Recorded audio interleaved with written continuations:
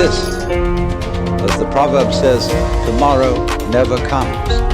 There is no such thing as tomorrow. There never will be, because time is always now. Welcome to the Philosophical Minds Podcast, the podcast about the stuff we wonder about. And other things. All right, tonight we are joined with an author and teacher of Hermeticism and philosopher of nature, Rubaphilos Salfluere, out of beautiful New Zealand. I'm excited to have you on. I consider you somewhat of a giant right now in terms of your contribution amongst those out there disseminating and sharing content in regards to alchemy or Hermeticism in general. And so I think you'll definitely be able to illuminate and set the record straight on a thing or two, as well as inspire myself and the listeners. And I can't think of anyone better at this point to discuss the acetate path and pyrolysis than, you yourself. But first and foremost, I just want to express my gratitude for your work and for you coming on my podcast. So thank you and welcome. You're welcome. All right. So I feel like you can't have a name like Rubaphilos without there being some kind of interesting meaning or story behind it. I'm curious, how did you get that name? Traditionally, when alchemists have chosen aliases, they've done it for one of two different reasons. Either they select the name of somebody who lived before them, some famous individual, and hide behind that name, or they pick a name which has some kind of meaning for them relevant to their journey on the path. And that second reason is particularly more relevant in modern times. Most people in the Western esoteric community who pick a esoteric alias usually design that name around something that has particular meaning for them relevant to their journey. And that probably became more important since the beginning of the Hermetic Order of the Golden Dawn, because they stated specifically when you joined and accepted an esoteric alias that you did it in that particular manner. You chose a name which had some kind of special meaning to you about your journey. So Rubaphilos basically means ruba is red, philos is Latin for lover of, and of course the red stage in the alchemical great work is the final stage. So it particularly means somebody who has a strong desire for or a love of reaching the final stage of the work. And Salfluere is half Latin and half French, and it refers to the fluid or flowing salt, which is one of the major secrets of the closing stages of the acetate path. Wow, I love that. And from what I understand, one of your teachers was a female graduate student of Frater Albertus, and then you'd spent a lot of time with some high-ranking BOTA individuals, and then by some other circumstances, you're able to end up kind of having access to like original Golden Dawn documents. You're involved in Rosicrucianism and Freemasonry. Maybe we can touch on your background a little bit and what has really kind of informed your understanding and kind of led you to where you're at now with your Herodom College. Okay, so I like most people who are seriously interested in studying the occult, for much of my life I had an interest in things psychic and esoteric and natural mysteries and things like that right from a very young age. But the thing that actually turned me on to wanting to be involved in esoteric study was when I was around 20, 21 years of age. I was unemployed for a while, and one of the things I used to do quite often was go to the public library and hang out and just read anything I could do just for something to do. And for some weird reason, I came across a book called A Separate Reality by a guy called Carlos Castaneda. I don't know if you're familiar with any of his works, but he became quite a cult figure towards the end of the 1960s into the 70s, and then 80s and 90s. I think he died eventually in the 90s, but he was a student of anthropology at, I think, UCLA. And for his PhD dissertation, he was interviewing a Yaqui Indian somewhere near the border between the United States and Mexico about the ingestion of plant remedies and their native history to the Mexican shaman tradition. And this old guy who went by the name of Don Juan eventually took him on as a student. And he ended up in writing about 10 books or something by this guy. I gave up reading them at about the 8th or 9th book. But I became very obsessed with them, largely because he described in gross detail the relationship between a complete novice and somebody who ideally had actual literal powers as a magician or sorcerer. He actually called Don Juan a sorcerer. His books became quite controversial because they later were questioned as to their authenticity. But I continued to rank them as being important because, as I found out years later, his description of the dynamic between a student of esoteric culture and an authentic teacher, that his description was extremely accurate about how student and teacher related to each other and how difficult it was for a teacher to actually instruct a student, especially someone who was completely ignorant. I also didn't realize at the time where I read that first book, it wasn't his first book, but it was the first one I came across, A Separate Reality. I didn't realize at that point that there was such a thing as organized esoteric training. Up till that point, everything I had read about the occult, I believed it was just individuals doing a lot of extreme guesswork, and people who were born naturally psychic were kind of trying to figure things out and make them up as they went along. I didn't realize that for hundreds and thousands of years that there have been individuals who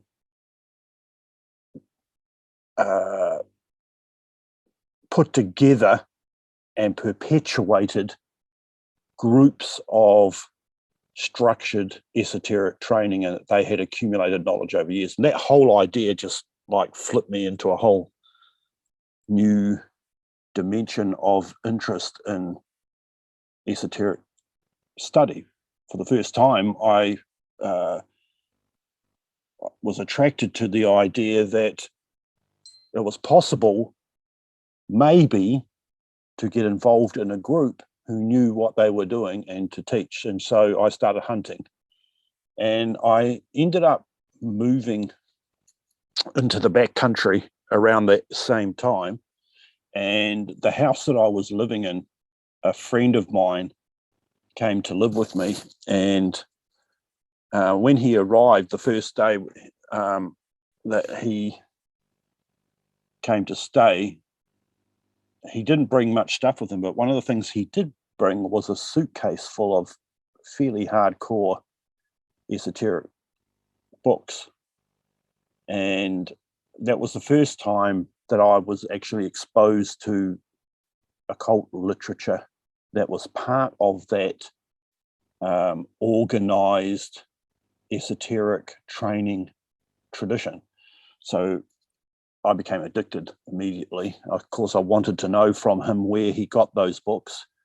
And I did not realize that a short distance from the town that I've lived in for many years of my life, there was an occult bookshop run by a woman in a little town called Havelock North. And anybody who's familiar with the history of the Golden Dawn tradition will probably have heard of that. So I kind of became friendly with her because I was going into her shop at every opportunity and buying up everything I could get my hands on. Even though I didn't have much money, she was very useful.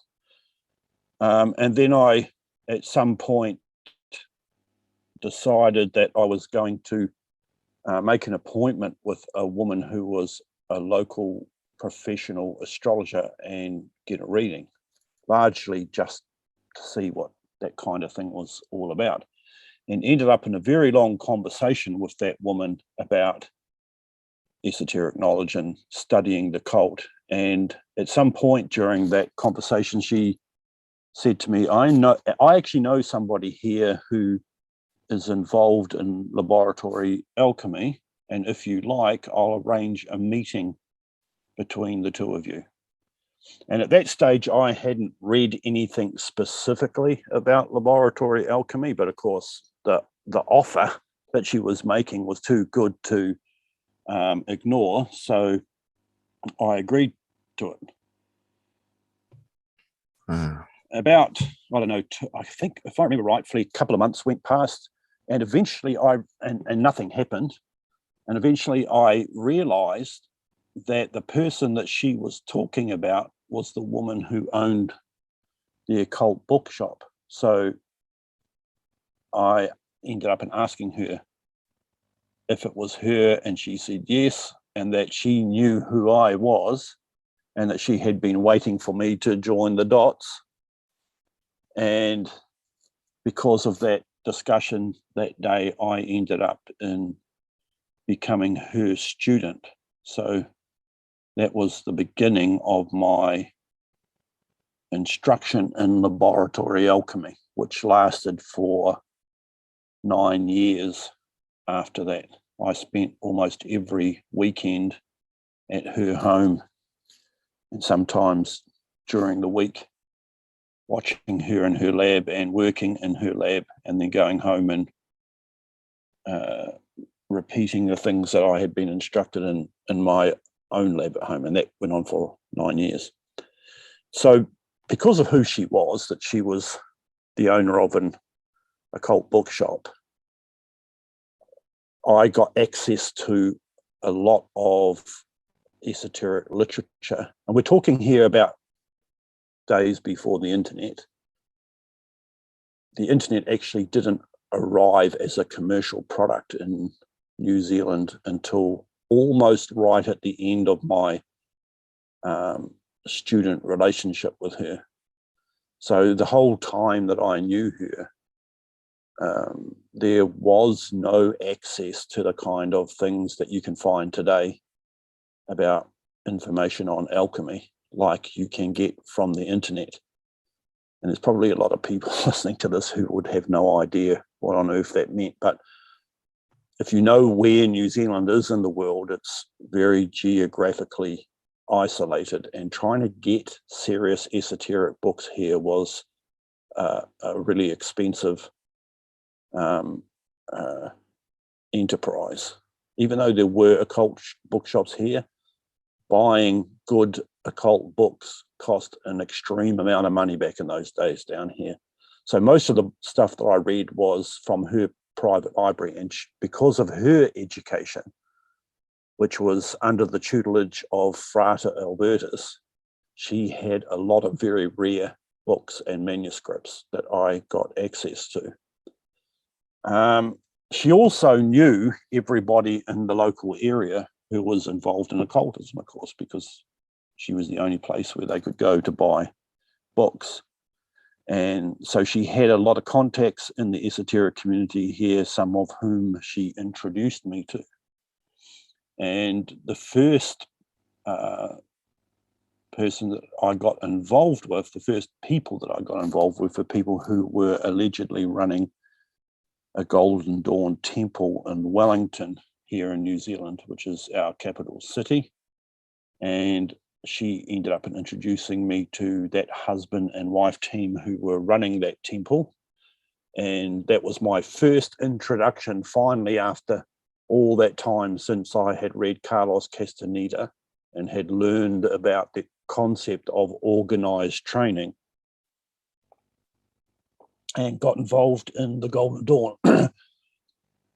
But because they were running their temple quite a long way from where I live, one of their suggestions to me was to start work on setting up a temple here where I lived, which took about another year, and we got enough people together to form our first Golden Dawn temple. And so that's how I got involved in the Golden Dawn tradition and got such an insider kind of view of that whole tradition. Also with the understanding that here in the little village that my teacher lived in, one of the most famous Golden Dawn temples had been established, the Whare Ra temple. And a lot of the old members of that temple were still alive, and it wasn't too difficult to actually get in contact with some of them and talk with them about what the golden years of being involved in that temple were like. So at the same time, I also joined organizations like Builders of the Adytum, which is a relatively famous and respected Western esoteric organization. And something that I didn't realize when I joined at the time was that even though Builders of the Adytum had been founded originally by an American gentleman by the name of Paul Foster Case, that through some strange series of events, it had ended up being governed and run by an individual here in New Zealand. So I also got to meet him and got to hang out with people at the top level of one of the largest, I suppose that we could call it a magical Western esoteric tradition schools in the world today, which gave me a really good insider view of how those kinds of organizations were run and what the people who were at the top of those organizations were really like. I also met a gentleman through my teacher who was a high-ranking Freemason, and I had long been very curious about Freemasonry. And when she introduced me to him, he offered to sponsor me into Freemasonry.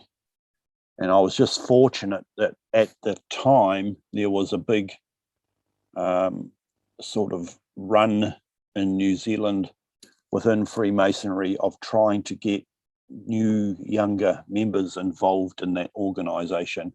So they were very keen to get guys, particularly around my age at that time. I think I was in my mid-30s or something. And so I joined Freemasonry and got involved in almost every aspect of that organization as well, because they were so hungry for new members, and because Freemasonry internationally had kind of skipped a generation of men, because usually the children of members were drafted in as members themselves into Freemasonry.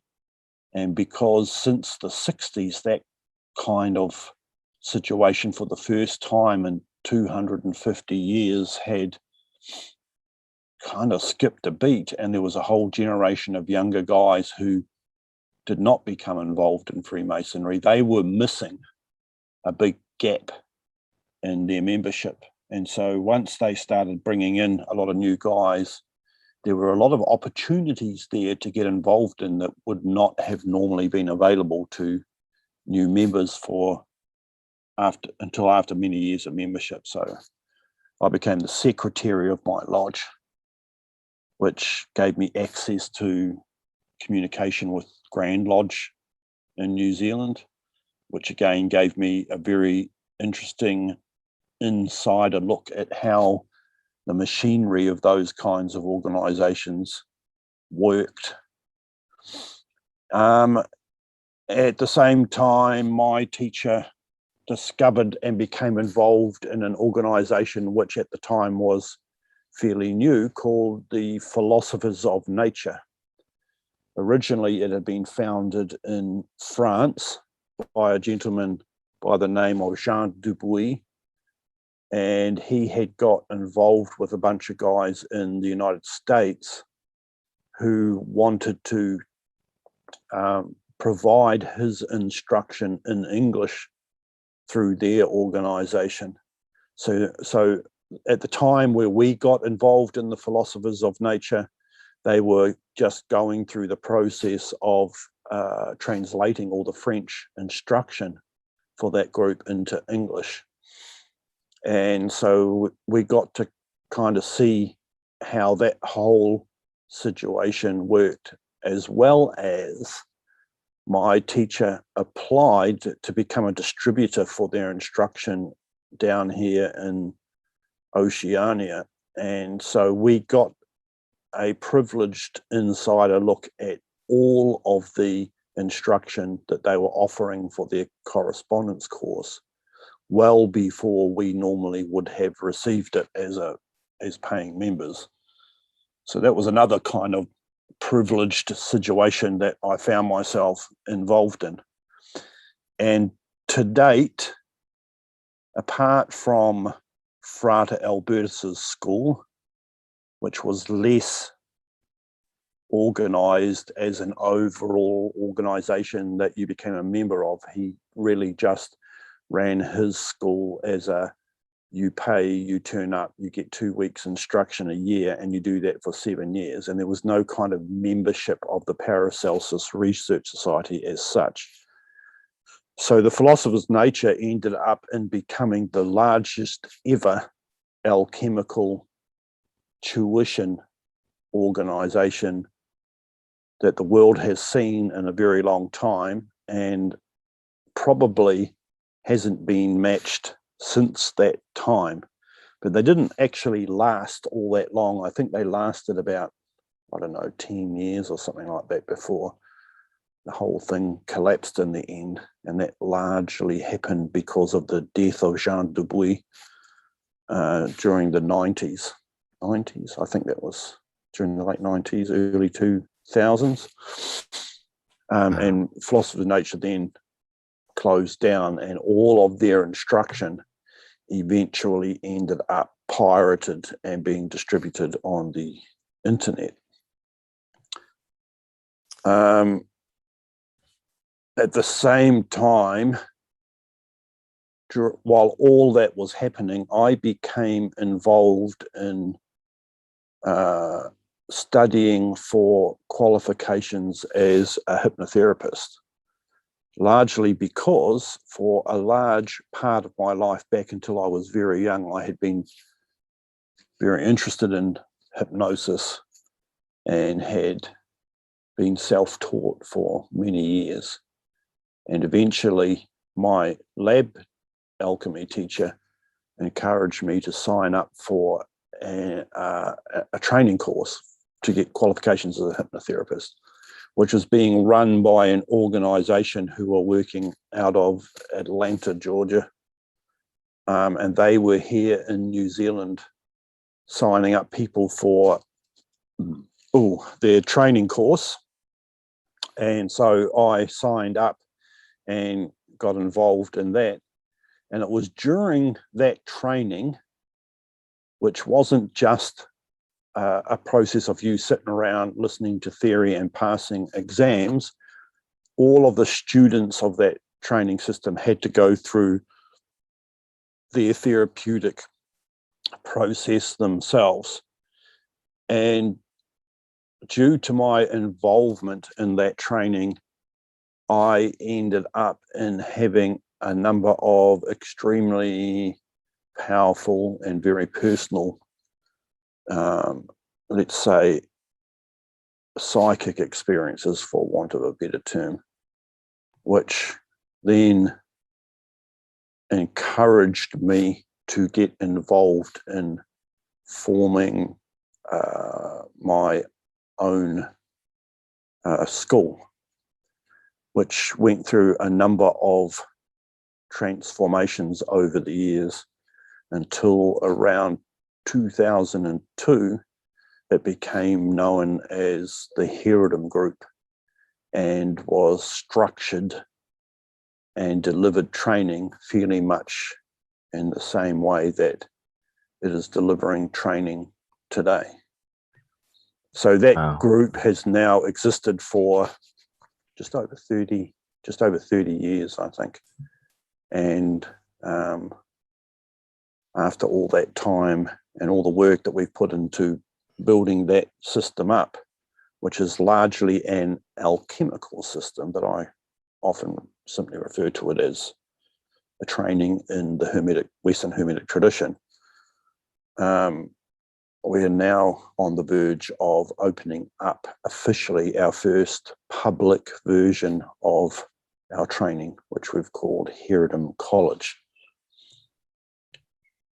That's amazing. I'm curious, in terms of value with all of these various organizations that you've been a part of and spent time with and got to know, what would you say was like the deepest or most meaningful instruction, or like closest to the truth, so to speak, or that had kind of really impacted you personally, in terms of like your spiritual development the most? Or is that kind of hard to answer? Well, it's definitely a curious question, because the answer is probably something which most people involved in occult study would not expect. Being involved in the Golden Dawn was a big eye-opener for me, because it taught me the sort of standard pattern for how esoteric schools, serious esoteric schools in the mainstream, at the popular level, form themselves and deliver their teaching.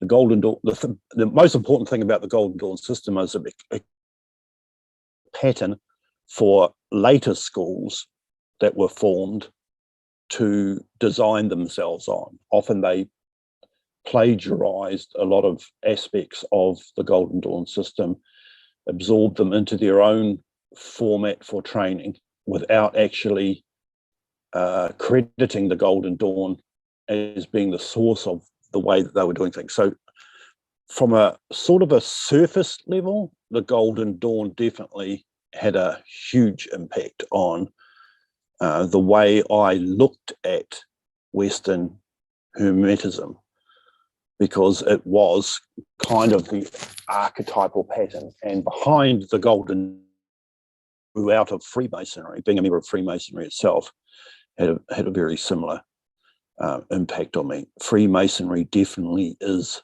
the pattern for modern Western Hermetic schools, especially large schools. They're all designed on what might be called the Masonic pattern. But as far as my impact on me personally, where my spiritual growth is concerned, was definitely the hypnotherapy training that I went through. Because although I had been hypnotizing people myself for many years before I got involved in that training, And I had been experimenting a lot with taking friends into states in deep trance, which were of great interest to people in the occult world, teaching them to astral project, to recall past lives and things like that, and trying to figure out whether there was any value to those kind of things. For all those years, I had never been hypnotized myself.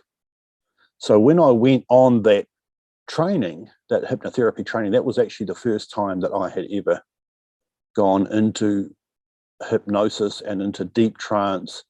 And because the school that I was involved in that taught hypnotherapy had a sort of spiritual bent to it, one of the things that during a therapeutic process that I was involved in as part of my training, it cracked open my mind and propelled me deep into an esoteric journey that never stopped, basically. And it certainly wasn't the intent of that training system to do that kind of thing. But one of the things that I learned, because in later years I actually became an instructor for that organization when they were delivering their training here in New Zealand. One of the things that I learned was, if you were on the verge of being ready for authentic initiation because you're a mature soul, when you got involved in that school and its training and started going through their therapeutic process, there was almost no way to avoid the need for that initiatory impact for taking over your life during that training, which is exactly what happened to me. So it's not an exaggeration to say that the people who were teaching that training, and particularly the woman who was the head instructor for that organization here in New Zealand, they had no intention of doing the kinds of things that happened to me. And they certainly did not understand what happened to me. But fortunately, I already knew enough myself to know, once my mind was cracked wide open because of the impact of deep trance and the therapy that was being delivered, I understood what was happening to me. And so I could sort of juggle the situation so as not to embarrass myself or freak out the people who were delivering sessions to me during that training, without actually ruining the process of what was happening. Without that training, there's no argument I wouldn't be where I am today, and I certainly would not have been in a situation to provide other people with the same experience. That training allowed me to see what the mind was of, and that was a search that I had been making for all those years up to that point, while I was experimenting privately with hypnosis. And I had discovered a lot of stuff, and most certainly had got to the point where I knew that psychic phenomena was a very real thing, and it was possible to encourage the mind to produce that kind of phenomena. But it wasn't until I went on that training that I really understood how far you could take hypnosis, and that hypnotherapy essentially is the same kind of mechanism that was used in the ancient mysteries for facilitating actual, authentic, initiatory experience. And I knew that because it happened to me by accident in closed quotes, during that training. And then I realized what was going on, and it was one of the reasons why I formed the Herodom group, in order to then present that hypnotherapy that I had been trained in, but in an esoteric format, and for the specific purposes of providing people with an initiatory experience. So asking the question, what had the largest impact on me? There were a number of things that were important parts of that whole equation, but definitely that hypnotherapy training was the most important thing, because it was the experience. It wasn't just a matter of theory like BOTA, Freemasonry, the Golden Dawn, the philosophers of nature. They were all more of a theoretical overview of what Western Hermetism is about. And it wasn't until I got involved in that therapeutic training that I actually had hands-on experience of what real initiation is like, compared to the idea of initiation, which is presented by most modern popular level Western esoteric schools. Wow, that is really fascinating. Would you say, I'm trying to kind of get a sense of what had occurred and what potentially could occur for other people during this, as you're speaking about this, does it have something to do with maybe like bridging the awareness with the conscious and the unconscious that is kind of giving life to this experience that you're describing, or how would you kind of articulate it? So the first thing that's important to understand is that Western Hermetic training kind of comes in two formats. And the most popular format is what the ancient Greeks called thaumaturgy, which is kind of magic for magic's sake. So it's like people studying the techniques for producing esoteric magic effect just in themselves for the sake of messing with the nature of reality, in order to get a better car, improve their job, get a girlfriend, make more money, get revenge on people, or whatever. So the ancient Greeks called that thaumaturgy. And the other aspect of Western Hermetism is what the ancient Greeks called theurgy, which is magic for the purpose of spiritual self-development. And the backbone of that process is what the ancients referred to as initiation. Today, the term initiation is pretty much given as a reference to simply studying occultism. If you read a lot of books, if you join a group, if you hang out with other people who are interested in the occult and muck about with ritual and things like that, as you're learning about all that stuff, it's largely called initiation, but that's not what initiation originally referred to. Actual initiation, beginning the journey of the great work, as it's called in the Western Hermetic tradition, is the start of the things that are required to attain a state of illumination. And that journey is what is referred to as initiation, and in more common language we might call the journey of spiritual self-development. So there are a whole bunch of different ways of walking that path in various different traditions, and even various different approaches within the Western tradition, but they're all based on the same basic formula.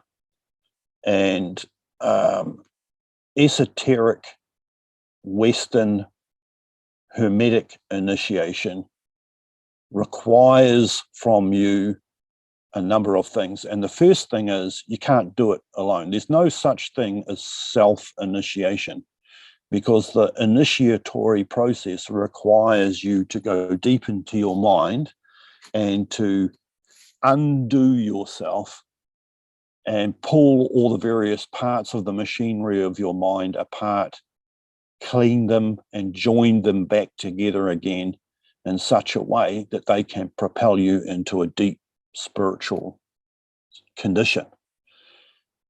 You can't do that by yourself, because that would be like trying to perform brain surgery on yourself. The simple mechanics that are required for performing brain surgery on a person are such that they stop you from being able to, like if you have to induce anesthesia in order to operate on your brain, that alone stops you from actually being able to perform the process.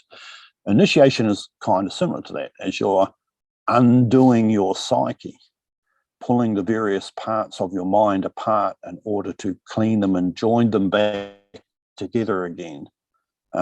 If you tried to do that by yourself, you would end up in a psychological mess that you would not be in a position to clean up. One of the ways that this is explained in traditional initiatory language is that initiation is part of the mysteries. It is a mystery. It's a situation which is unknown to the average person. So for a start, you can't initiate yourself because you actually don't know what it is that initiation requires, and you are completely unfamiliar with the territory that you're attempting to head into.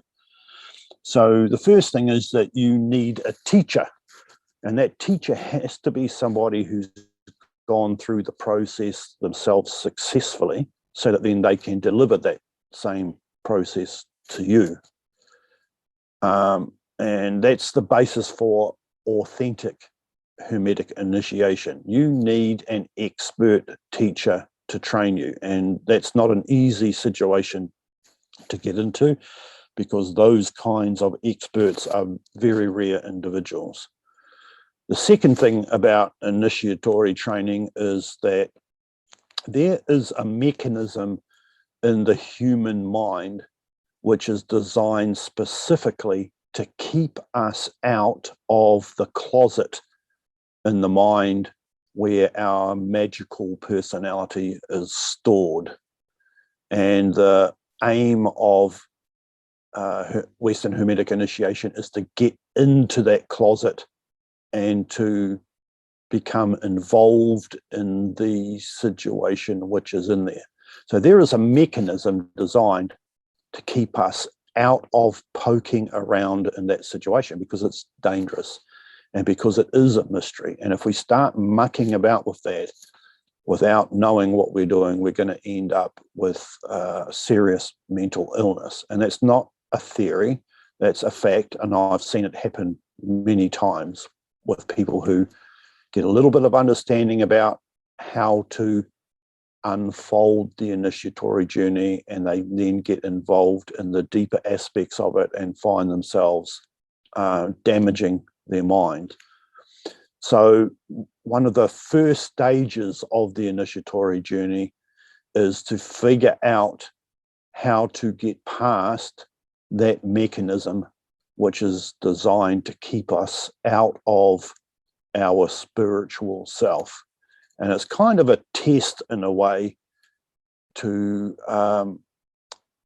designed to, by nature, to test us as to the degree of soul maturity that we possess. If you can't figure out how to deal with the guardian to that secret place in the mind, then you haven't earned the right to enter that area of the mind.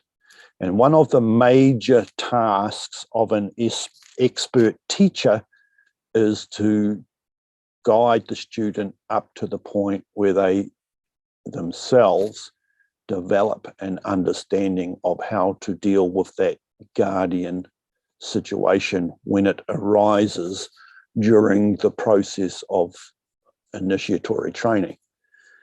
And that whole situation of dealing with the guardian, what traditionally is referred to as the guardian on the threshold, is something which is largely missing from the mainstream or popular level of occult study today. You can see kind of references to it. Systems such as the Golden Dawn, if you take the outer degrees in the Golden Dawn, you'll see references during your ceremonial degrees to the guardian on the threshold. But even the Golden Dawn had no idea what that situation really was, and certainly no idea of what was required to deal with it. And an authentic training system can quickly be recognized because it possesses the keys to dealing with that particular situation. The long-term goal of initiation is a thing which in the Western Hermetic tradition we refer to as knowledge and conversation with the higher genius. More commonly, it's called knowledge and conversation with the holy guardian angel. But in the Herodom group, we refer to it as knowledge and conversation with the higher genius. And that is the ability to access a part of yourself which represents the harmony and unification of everything that you are. It's the storehouse or the hard drive of your entire reality, where everything that is stored there is in a state of unification and harmony. In Kabbalistic terminology, it's known as Yekida, which is the unified intelligence. So the goal of initiation is to get access to that intelligence, because since it contains clean, complete knowledge of everything that you are, it also understands what you should be doing in your life that is most productive for you in order for you to live the most productive life and the most harmonious and happy life. So that's the beginning of the real journey for an Hermetic initiate, is to attain knowledge and conversation with the higher genius so that you can find out what it is that you're supposed to be doing and then carry out that plan in your life in order to be most secure, most happy, and most productive in your life. And in order to get to that state, there are a number of steps that you have to go through. And part of it involves getting rid of a lot of garbage out of your life in order that your own lower mind becomes more harmonious, and also a process of going deep into your mind and interacting with the clockwork mechanism of your mind so that you understand what you really are and how you really function. And all that clockwork machinery of your mind exists in the unconscious. And taking your conscious awareness into that part of yourself is a process of uniting conscious awareness with unconscious content. And they're the two sides of the human personality. And as you slowly work your way through that process of self-discovery, what you end up in doing is balancing out and uniting the two primary sides of your reality, of what you really are.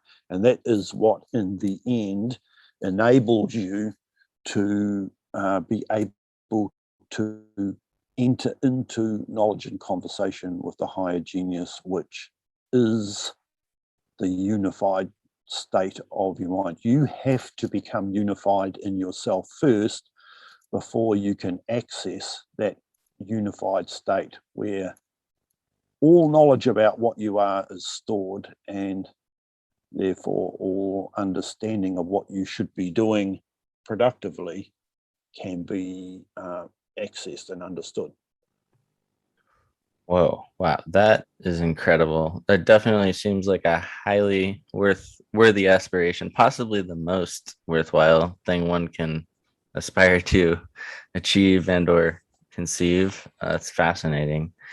Earlier, you had mentioned kind of coming into access with the various like hermetic or occult literature, and one thing I wanted to get into with you was the Golden Chain of Homer. A little bit about like what this text is and some of the depth that it lends in regards to like the true esoteric nature of the universe. So yeah, maybe we could tell, or maybe you could tell people a little bit of like history about the text and some of its significance in regards to like alchemical information in particular.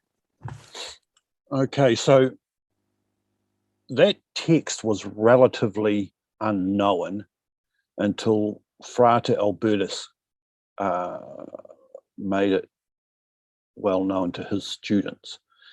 And one of the things that he said about that book was, somebody once asked him, if your house was on fire and you could only grab one book when you were running out of the house from your library, what would it be? And he said, without doubt, the Golden Chain of Homer. And the reason why he said that is because the Golden Chain of Homer is like, there literally are thousands of books written about alchemy. Since people started writing books about alchemy, the volume of work that is accumulated is enormous. When we talk about the Western Hermetic tradition, most people who are involved in the study of Western occultism are involved in the magical tradition in one way or another. And so they think of the whole thing of Western occultism as being a very like magical orientated study and practice. But in actual fact, historically, magical texts make up a very small percentage of books that were written on the Western Hermetic tradition.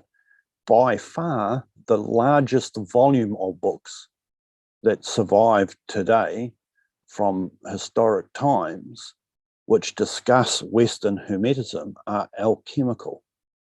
But the curious thing about that is most of that knowledge had been lost at just after the end of the 1600s and into the 1700s, because of the dawn of the Age of Reason and the beginning of the development of the modern scientific view of the world. So it's weird that the largest volume of knowledge about what Western occultism is about is mostly not understood or even realized by the average person who studies Western occultism.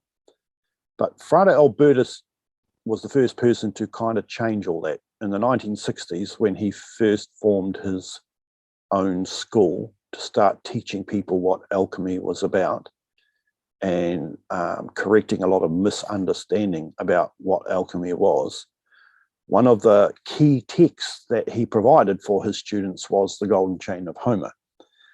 And the Golden Chain of Homer was written probably by a German sometime in the 1700s, and it's believed that it probably came out of the Rosicrucian tradition. And it is kind of the original text was only about, I don't know, 100 pages or something like that. It's not very large, and it's a bunch of short chapters, about 20 chapters or something like that. But what it does is it compresses an understanding of the core philosophy and principles of alchemical and hermetic knowledge into a small text.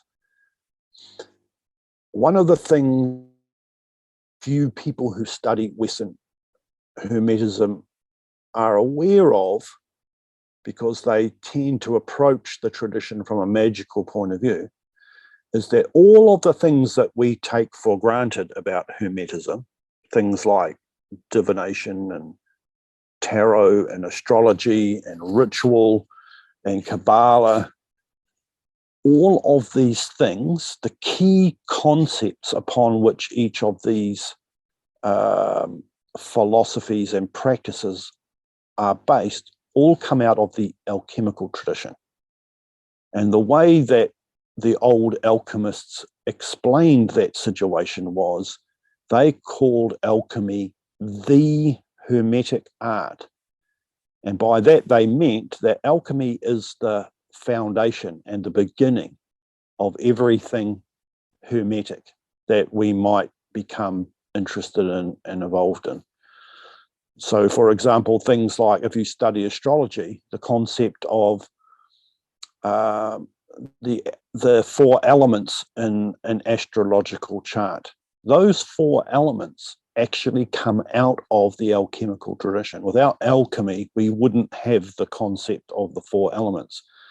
And anybody who practices ritual magic will be aware of the same concept, the elemental kingdoms and the evocation of the elements and things like that. That whole philosophy and concept actually originates out of the alchemical tradition. So the important thing about the Golden Chain of Homer is that it explains where alchemy itself originates. And it all begins with an understanding of how the universe was created from an alchemical point of view.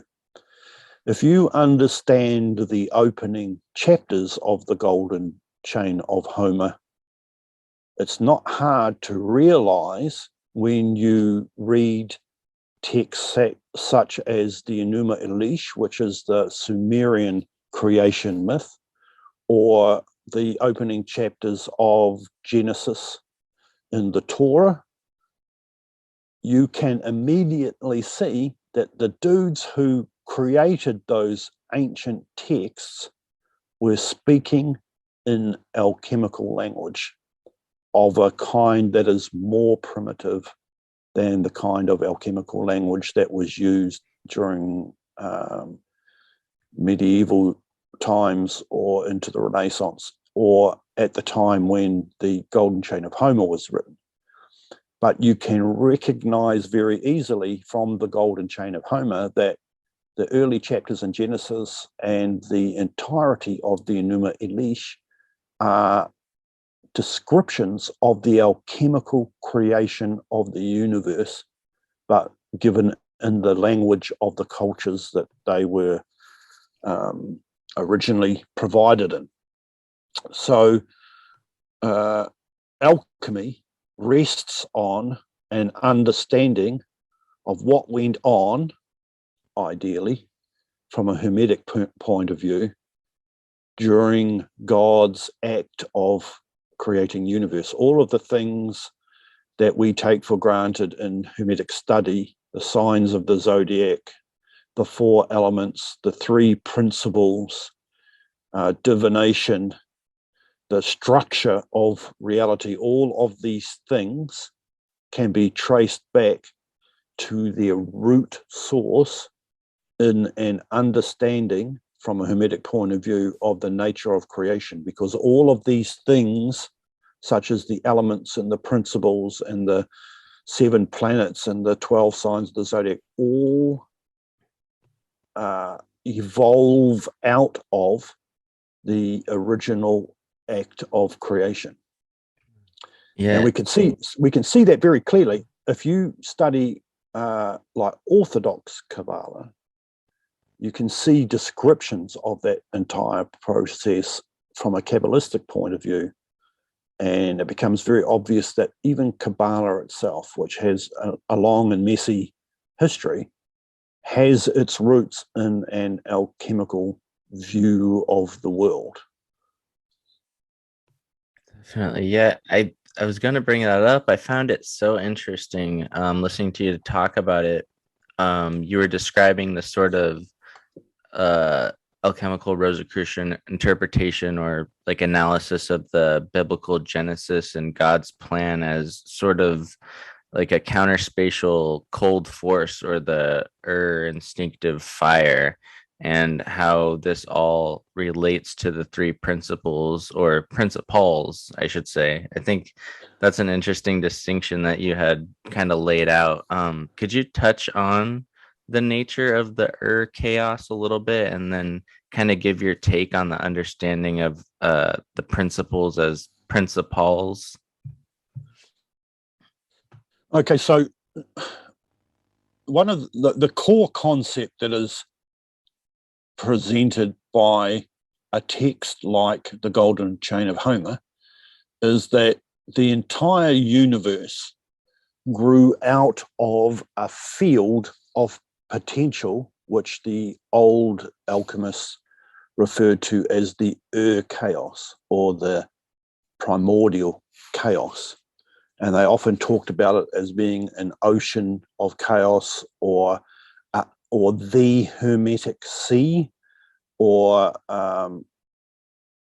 the sort of great waters that existed before the beginning of creation. And that field of potential existed ideally in the presence of God. So it was like a tool that God had access to. And it was passive, but it contained 4 conditions in a chaotic state. And that state is so confused that from the outside it appears as a homogeneous state, like a complete unified field. In modern science, particularly modern physics, one of the things that is talked about and searched for is what a thing called the unified theory, which is a theory which is designed to unify the 4 primary forces of nature. And modern physicists have been searching for a theory of unity, a field, a homogeneous unified field from which all forces in nature originally rose. And alchemists refer to this as the chaos, and it's a state that exists before creation, behind physical reality. And it's helpful to understand that one of the modern definitions of chaos is that chaos is a state of order which is so complicated that we can't recognize the order in it. It's too complicated for us to look at and say, oh, we can see what it is in that state that is orderly. So it appears to us to be chaotic. And so there's no true chaos. Everything is a state of order. It's just that some states of order are so complex that they look chaotic. So that original chaos actually contains 4 conditions. And those conditions are what alchemists refer to as the 4 alchemical elements.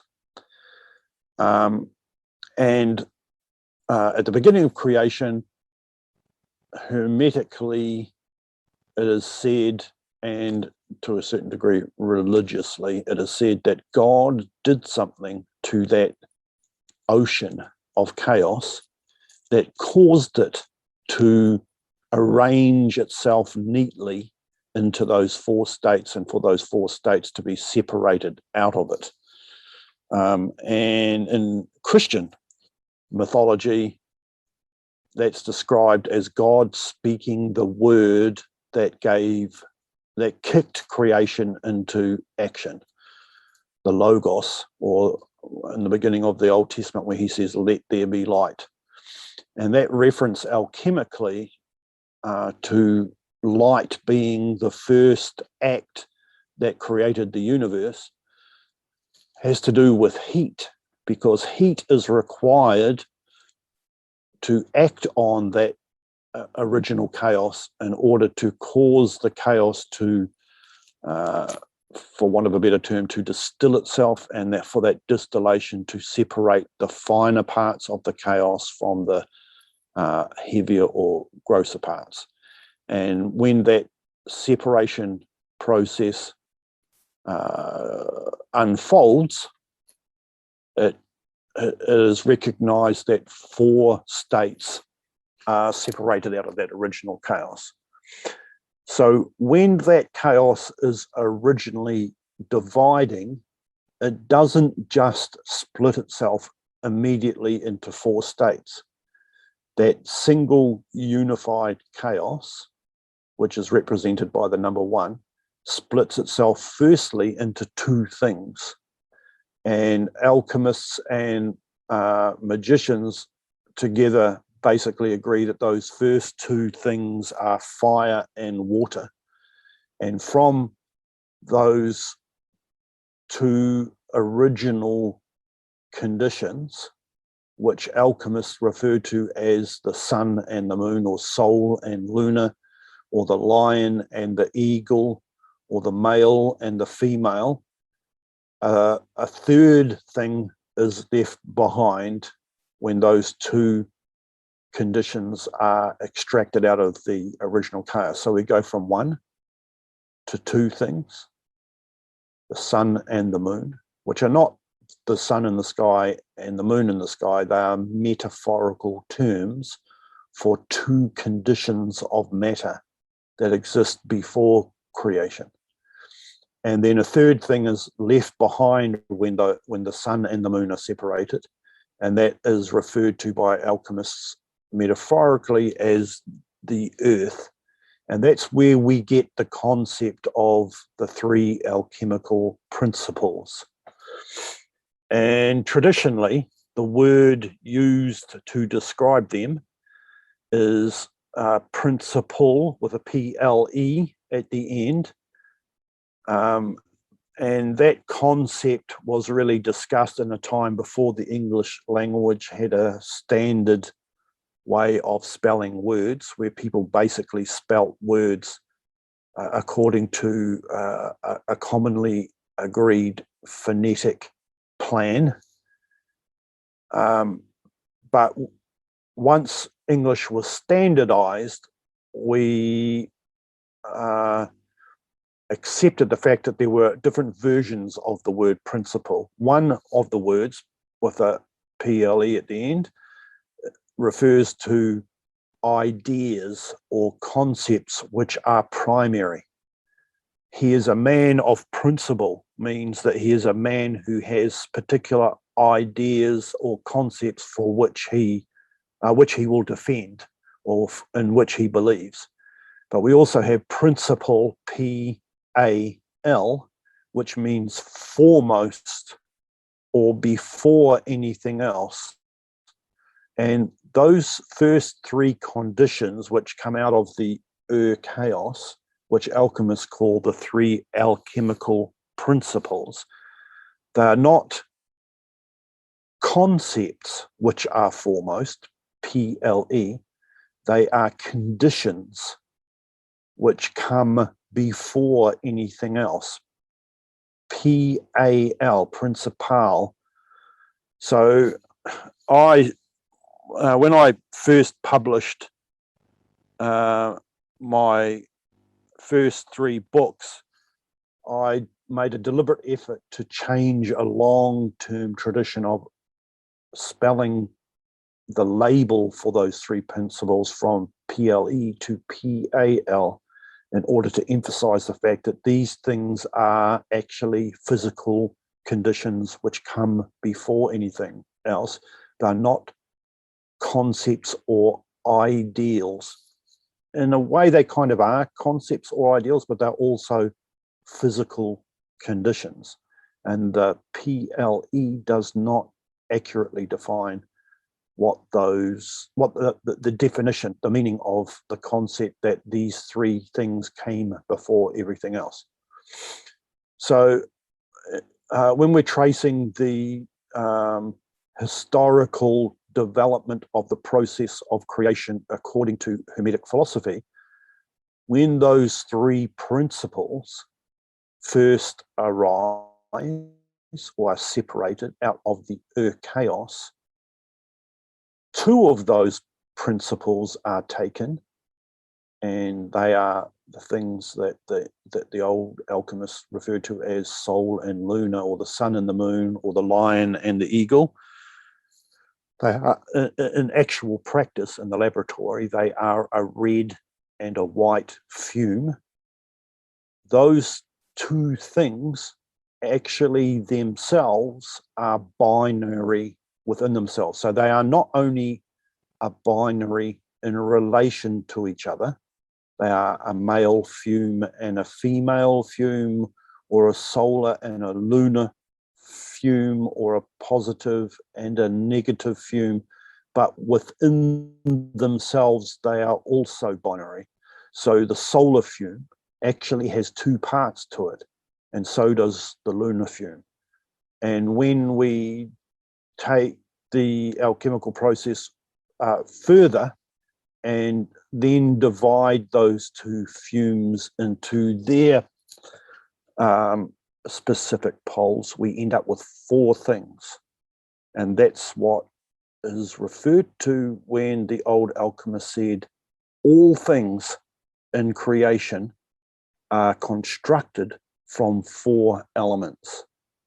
And that concept came from the fact that when they took things from reality, like plants or animals or metals or minerals, and they reverse engineered them in the laboratory alchemically, they discovered that all things, from their point of view, all things could be broken down into four conditions.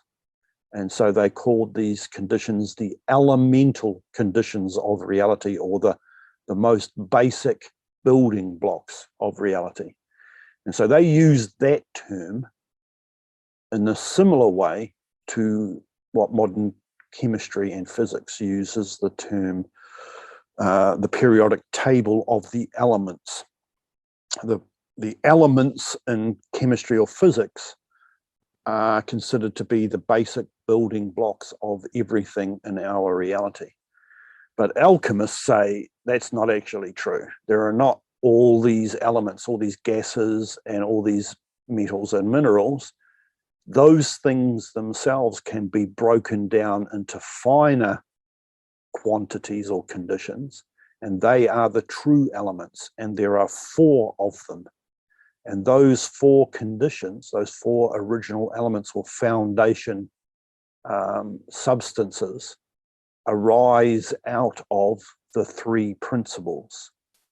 And the three principles arise out of which alchemists call the sun and the moon. And that dual or binary state arises out of the original, unified or homogeneous chaos, the great ocean, where all the potential for everything that exists resides in a state behind creation. Wow. Yeah, I mean, I've heard the elements kind of be related to binary, like ones and zeros at one point, but the way you describe it and tie it all together, like in connection with the principal conditions, and link it all back to the chaos, it really like paints a beautiful and much deeper and clear picture of the dynamics at play. So I appreciated that. It's a really important concept, because everything we study in Hermetism comes from understanding what I just explained. And very few people who study Western occultism understand that fact, let alone have any idea of what an explanation of it looks like. But when you hear a clean, simple explanation of how the thing works, it's not hard in your mind to piece together how all this stuff came about, how all these ideas of planets and constellations and elements and principles, where it all came from. Definitely. Yeah, I think that bit right there is, for me at least personally, some of the, I don't know, it's just really helped me kind of wrap my mind around a lot of things that I've been curious about. So yeah. And I think that this may somehow be tied into all this. What is native niter, and what's the relationship between niter and the solar or astral radiations? So this concept kind of comes from the theory about the nature of the creative process, how the universe was created, which is explained in the Golden Chain of Homer. When the author of the Golden Chain of Homer is talking about the two things that arose out of the original chaos, he doesn't call them Sol and Luna, or lion and eagle, or the red and white fumes, or Mercurius duplicatus. He actually calls them sea salt and niter.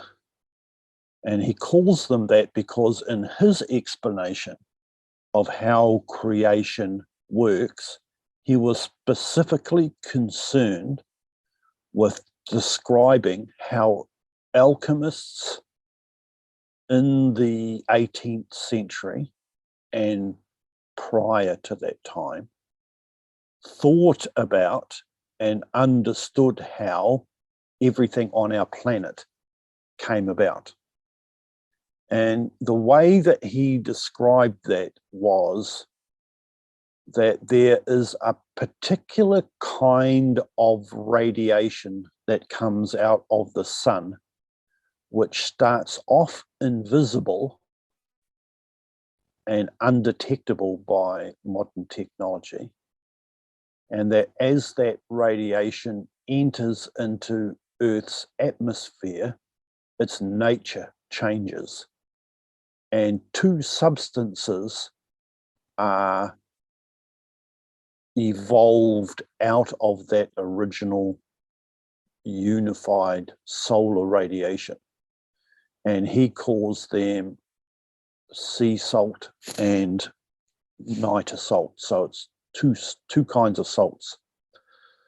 And what happens according to their explanation of the way Earth is constructed or comes about or develops is that these two salts, as that radiation enters Earth's atmosphere, the moisture in the atmosphere, the water that's invisible, dissolved in the air, which is all around us, the humidity, absorbs that radiation.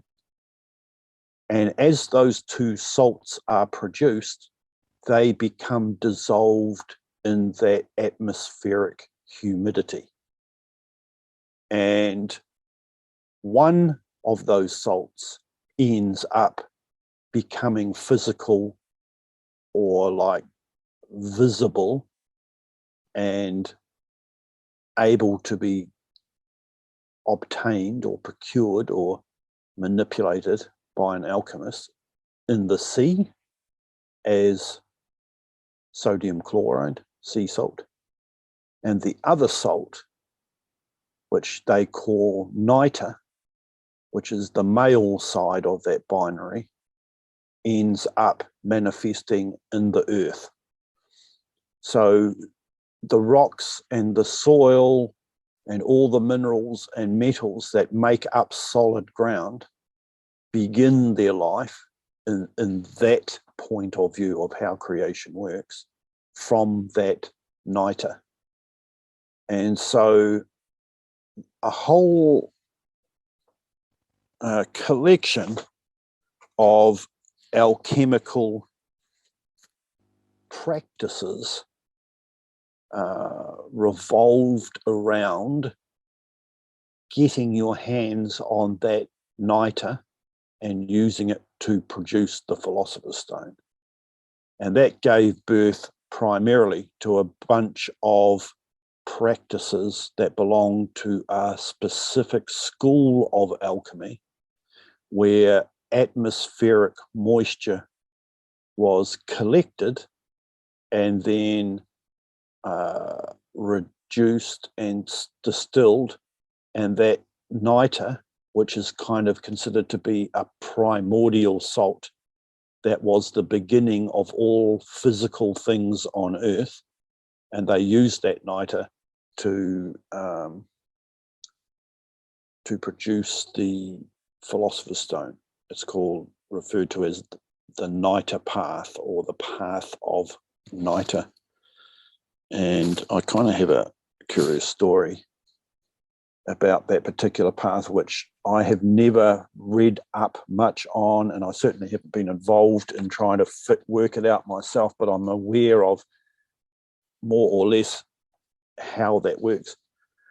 Back in the early days of the internet, I used to hang out a lot on a chat system called IRC, Internet Relay Chat, which still exists today, but it was one of the first kind of personal messaging systems that was devised for the internet. And we had a channel on IRC called Alchemy back in the day, and a friend of mine in the States and myself used to hang out there late at night and talk for hours and hours about occultism and that, and all kinds of strange people used to come into that channel and get involved in conversation. And one night, a guy from Germany turned up in the channel, and he was a Freemason. This was in the days before I got involved in Freemasonry. And he was very curious about alchemy, and he was very cagey about his conversation. And eventually we got out of him that he'd been visiting a lodge, a Masonic lodge in Sweden one night, and another Freemason was there, and a bunch of them were sitting around in the refectory or dining room after the Masonic meeting, and they were drinking and talking away. And it turned out that he was an alchemist who had succeeded in the niter path, and he performed a transmutation in the kitchen in that lodge room in front of the 8 or 10 guys who were there, which caused that guy to become extremely curious about alchemy, and he was using the internet to try and hunt down information about what the niter path was and how he could get involved in learning the details of it. And he was very disappointed when I told him that very few people today know anything about that approach to laboratory alchemy. I've never even heard of the niter path. That's really fascinating. Probably one of the most common places that it's talked about these days, if I remember rightfully, is in Manly P. Hall's famous book, The Secret Teachings of All Ages. Okay. He describes a path using sea salt, and he describes one using niter. And those concepts originally grew out of that basic background knowledge that is described in the Golden Chain of Homer.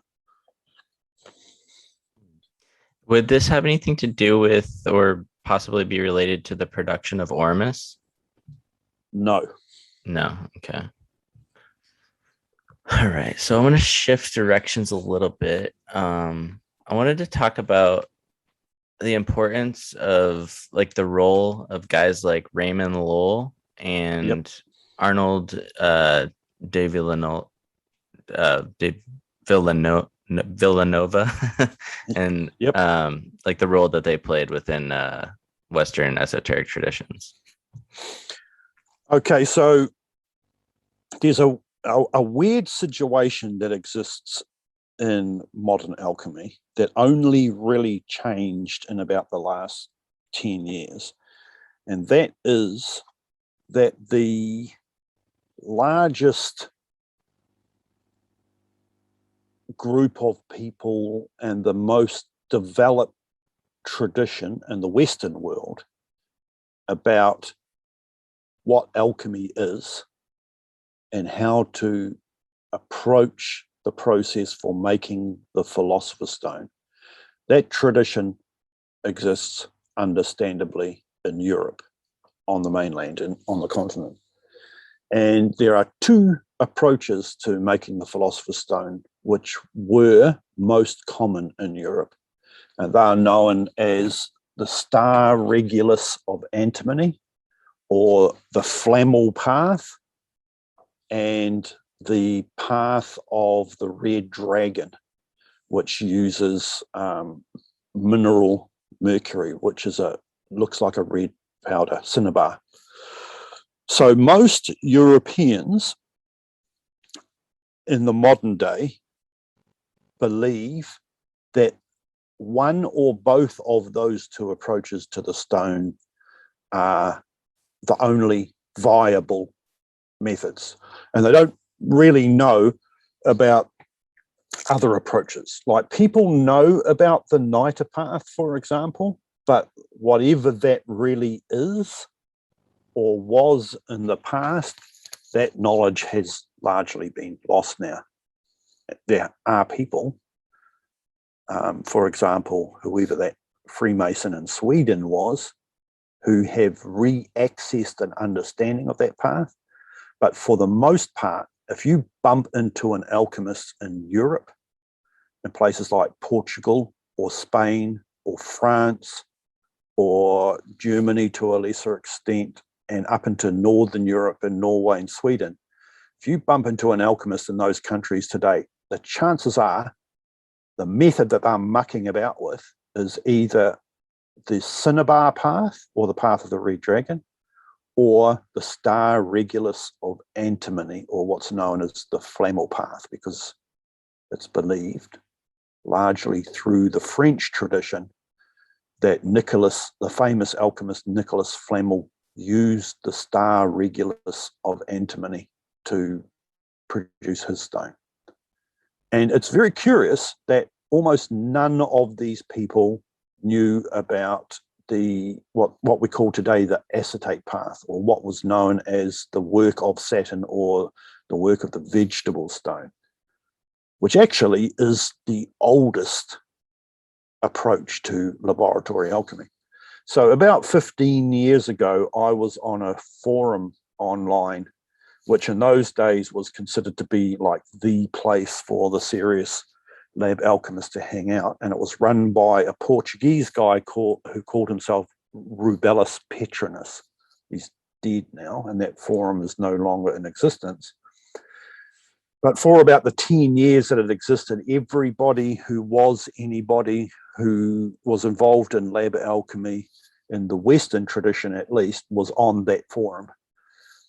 And I remember talking about the acetate path on that forum and getting seriously slagged off by people from Europe, because not only had most of them never heard of the acetate path, but even those who had heard of it believed that it was fake, or that it had just been made up, or that it was obvious that it was not viable. Whereas the system that I grew up with and was trained in revolved around the acetate path. And before the internet came about, when I was involved in my own training and was studying acetate path, I just naturally accepted, because it was the way that I was trained, that knowledge of the acetate path was well known, and that people recognized it as a viable thing, and it was accepted. And part of the reason why I believed that was that when I was a member of the Philosophers of Nature, it was known towards the end of his life that Jean Dubuis had succeeded in the acetate path, even though he didn't believe in it, and he was a champion for the star regulus of antimony method, like a true French alchemist. They just loved the star regulus path because they believed that Flamel had succeeded in it, and Flamel, of course, was a Frenchman. So it's a very like nationalistic and patriotic thing for them to be involved in that. So he was determined to succeed in the star regulus process, but he was mucking about with the acetate path and actually ended up in succeeding in that. And I think at the end of the 1990s, he performed about 4 transmutations, which he talked about in public, and was a little bit pissed off because that process had succeeded for him, even though he believed it was rubbish, and he'd never managed to succeed in the star regulus process. So one of the important things to understand about these 3 paths, the acetate path, the star regulus, and the path of cinnabar, is that the star regulus and the cinnabar path both require the use of strong mineral acids, such as sulfuric acid or nitric acid or hydrochloric acid and aqua regia. And the thing about those acids is they were only discovered in the mid to late 700s by a bunch of Arab alchemists, and the guy who first discussed experimenting with mineral acids was a famous Arab alchemist called Jabir or Gerber. And so it's not hard, it's not rocket science to consider that if the star regulus and the cinnabar path are real, if they actually produce transmutation agents, that those paths could only have been invented after the mid-700s AD. So any laboratory process that actually produced a transmutation agent that existed before the mid-700s had to be a process which didn't involve the use of strong mineral acids. It had to be a different kind of path altogether. And of course, the acetate path doesn't use strong mineral acids. So people who really love the whole idea that it would be impossible to produce a transmutation agent without strong acids, because they're the only things that have the ability to manipulate matter at the atomic level, it can't be done. You can't produce the Philosopher's Stone without an acid that's strong enough to manipulate matter at the atomic level. People who believe in that concept also believe that there was no Philosopher's Stone before the mid-700s. In other words, they believe that some dude or a group of people came up with the completely from scratch with the concept of a transmutation agent only around 750 AD, which is kind of a stupid idea, particularly since we know that there were alchemists before that time, and that there were also descriptions of producing the Philosopher's Stone and of transmutation that go back to almost the time of the beginning of the Christian era. The oldest surviving record of alchemical work, the great work particularly, actually comes from a Jewish woman who is known as Mary the Jewess or Mary the Prophetess, and she wrote about the acetate path, which I think she called the work of Saturn. And all works before her description have been lost because of a Roman emperor by the name of Diocletian. He destroyed all alchemical texts in Europe and in the Middle East around 230, 240 AD, because he started getting paranoid that the production of gold was going to destroy the Roman economy. So we know that alchemy existed before Christianity, but we don't have any record of it anymore because Diocletian destroyed all those records.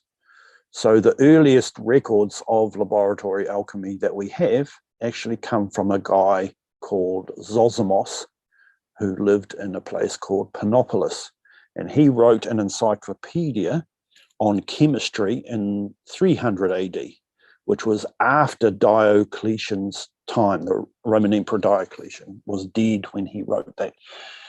But one of the people who he quoted was Mary the prophetess, and we know exactly what that woman was up to in her time, and that she was an alchemist of the acetate path, because she clearly describes that path in her writings, which he quotes.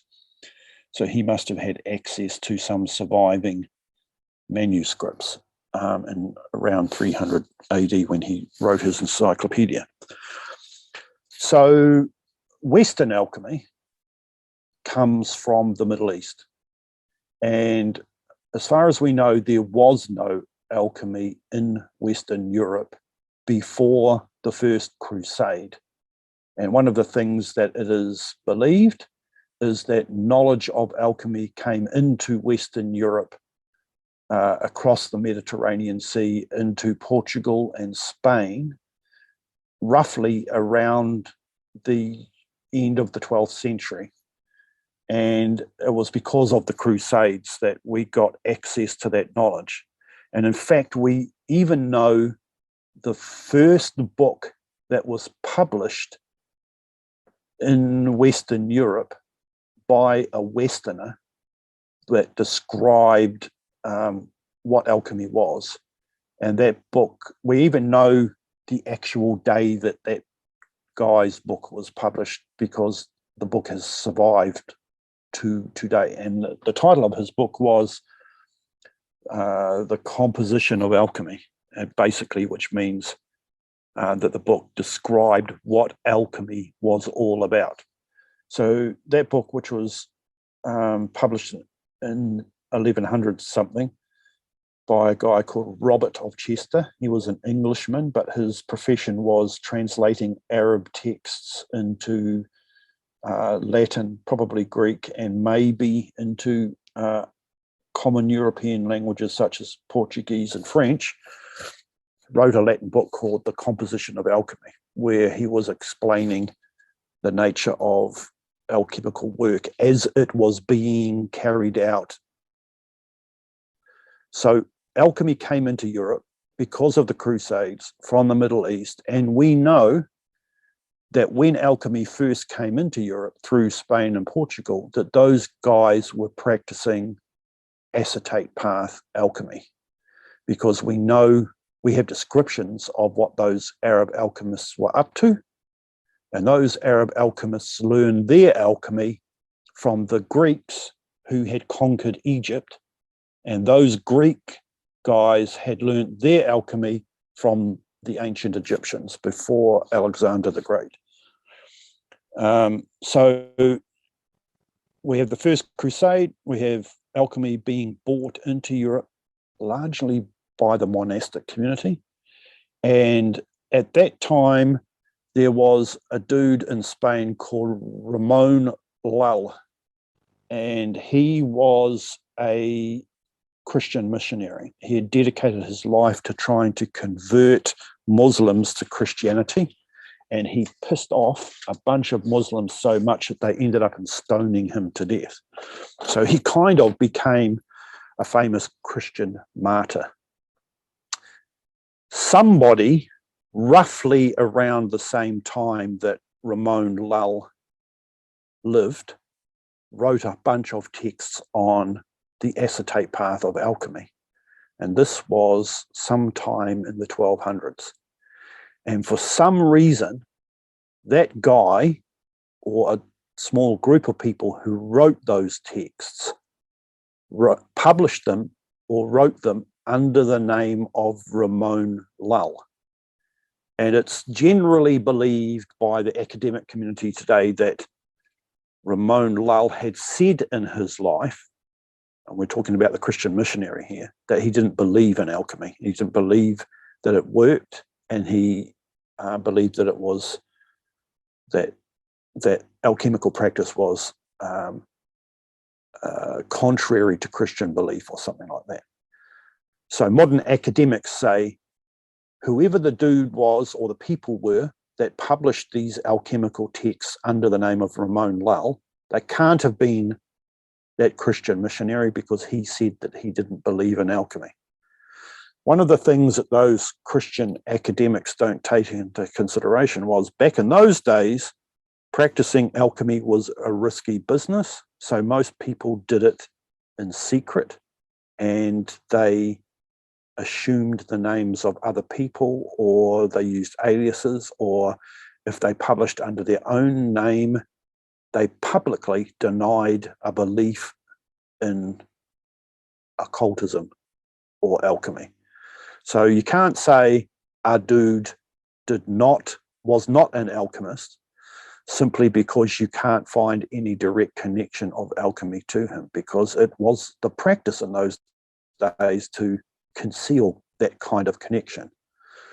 So some of the very first texts that were reliable, that described the nature of alchemy as it was being practiced in the Middle East, came together at a time in the 1200s and were published by somebody calling himself Ramon Lull. And that guy's name these days in the Anglicized term is Raymond Lully. So these are among the earliest descriptions that we have about the acetate path and what it is, and pyrolytic alchemy. And it's this whole collection of concepts is what I call the pyrolytic tradition. This dude was one of the first people to publish a bunch of works that explained in veiled Hermetic language the nature of the pyrolytic alchemical tradition. And at the same time that Lully was doing that, whoever that Lully was, another dude who went by the name of Arnold de Villanova was doing the same thing. So some of the oldest texts that we have about the acetate path were written by Lully and Arnold de Villanova. They say the same thing about de Villanova that they said about Lully, that there's no historical record of any connection of de Villanova being connected to or practicing laboratory alchemy. But my argument is, if he was practicing alchemy, the chances are we would never know, because he would never have admitted it in his lifetime, because that would have been dangerous. But it doesn't matter anyway. The important thing is that those texts are authentic and accurate descriptions of the acetate path. That's all that matters. The knowledge in the literature itself and whether or not it's accurate is all that matters. Who wrote them is not so important. But those two dudes together basically gave birth to the original Western Hermetic alchemical stream. And after they wrote those texts, alchemy kind of died out, an interest in it, and it sort of went underground for about another 200 years. And then in the 1400s, a priest in the Catholic Church in England, who was also a knight, Sir George Ripley, popped up, and for some reason that dude knew exactly what Raymond Lull was into and could understand Lull's texts, which were described in veiled language. And Ripley started publishing books on an accurate understanding of the acetate path. So Ripley gave rebirth to the acetate path tradition. So since Ripley's time, and he lived in the 1400s in England, he was a canon in the Catholic Church and a knight. Since his time, almost everything that we know today about the acetate path either came out of Lully's mouth or out of Arnold de Villanova's mouth or out of Sir George Ripley's mouth. And Ripley, of course, was just repeating what those first two guys were saying, but he did it in the language of his own time, which was in medieval Europe, closing on the Renaissance period. So we can trace a line of succession through guys who were involved in the acetate path by looking at the language that they use, and particularly the kind of hermetic code language that they use to talk about the acetate path. And that language can be traced back through Ripley, mostly to Raymond Lully. And we know that because one of Raymond Lull's favorite things was to use metaphors about grape growing, viticulture, and wine making, enology, and use the wine making process as a kind of symbol or metaphor or analogy in which he encoded information about the acetate path. Lully was the first guy we know of who did that. Whether he made that up himself or whether he inherited it from an older tradition, possibly from the Middle East, we don't know today. But every time people discuss the acetate path using wine-making metaphors, those dudes are actually tapping into a tradition which began with Raymond Lully, and that's why Raymond Lull is so important. Wow. Yeah, and being someone who practices the Lillian tradition, I think you really give a lot of clarity about pyrolysis as it pertains to metallic acetates and whatnot. And one thing I was curious was, it was really informative listening to you speak about like lead starting from the galena state or lead sulfide and then into the letharge up into the minium or the sericon state, and then to the gum of sericon and so on and into the chaos of lead. And I was wondering, like, it's so fascinating. A couple of things I wanted to see if you could elaborate specifically that I thought would be really cool was the nature of the chaos of lead, or just the chaos of metals in general. So this is a kind of a confusing subject because amongst all the confusing language that's written in books about alchemy, the whole concept of what the alchemists' chaos is, and by that they mean a substance that they manipulate in the lab. They're not talking theoretically about the process of creation. When you talk about the alchemist's chaos, you're talking about a substance that they use in the lab. There's a bunch of confusing language about it because it was one of the ideas that they were trying to hide from people who were trying to get involved in making the Philosopher's Stone. So there were two concepts which they mingled together in order to create that confusion. And one of them is the prima materia, which basically is Latin, and it means the first or the prime matter or earth or substance. And the second is the chaos. And they kind of, a lot of guys writing on the acetate path use these words interchangeably, but they aren't really the same substance or concept. So one of the things that has been said as a kind of axiom by the old adepts is you can't even begin the process of making the Philosopher's Stone unless you first know what our prima materia is. And so what people who don't understand alchemy properly believed that meant was that whatever the substance is that you have to start the work from, the thing that you take from nature, the metal or the mineral that you take out of the earth, that you begin the whole process with, they believed that was called the prima materia, the first thing that you took in hand to begin the work. But that actually isn't the definition of that original substance. That original substance is properly called the crude matter, and it means the unrefined and unworked upon substance that's taken out of a mine or wherever you get it from in nature that you begin the work with. That is the crude matter.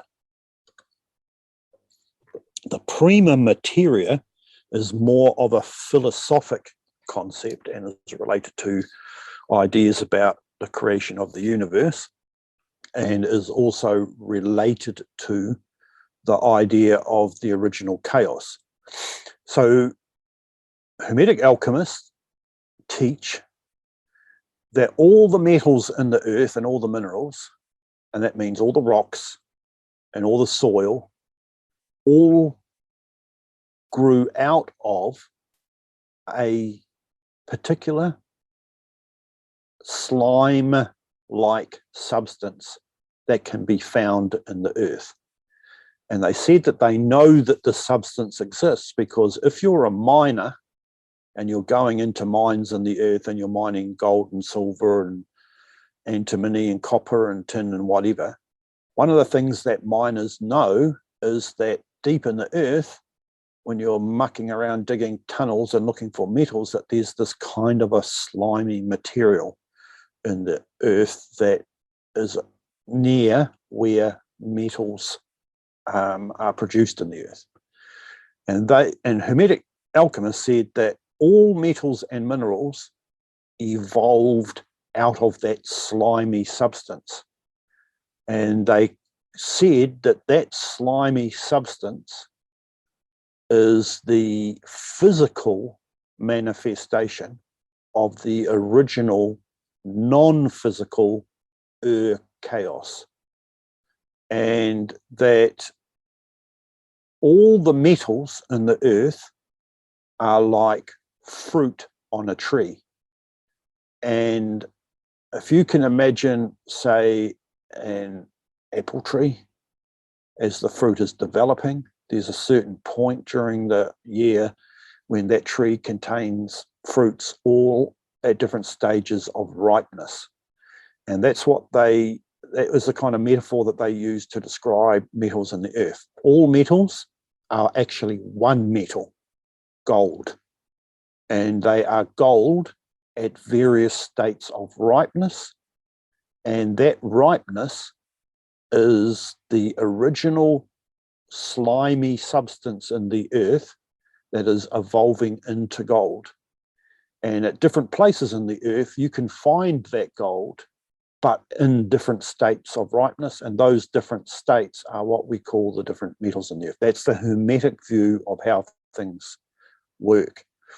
So what Hermetic alchemists said was, if you want to make the Philosopher's Stone, what you have to do is take a particular substance, a crude matter, out that you can find in the earth, and you have to reverse engineer it back to that slimy substance or back to its chaos. And that is where the whole work of making the Philosopher's Stone, or the great work, begins. It begins with the prima materia, or the chaos of the alchemists. So it's not actually the beginning of the lab work, but it is the beginning of the philosophic view of the work. that you have to go back to the start of what metals are, back to the chaos or the prima materia. But in actual practical terms, the beginning of the work starts with a crude substance that you find naturally in the earth. And those two concepts get confused by people. So there's this big ongoing argument by people who are interested in the subject of laboratory alchemy, of, you know, what substance is it that you first take in hand to begin the alchemical work? And they believe that that substance has never been published. The common name of that substance has never been published in history, that all alchemists hid the secret of what the prima materia is. And they believe that that meant the crude substance that you take into hand, but they're not the same thing. What was hidden was what the chaos is, not what the crude matter is. We actually know what the crude matter is.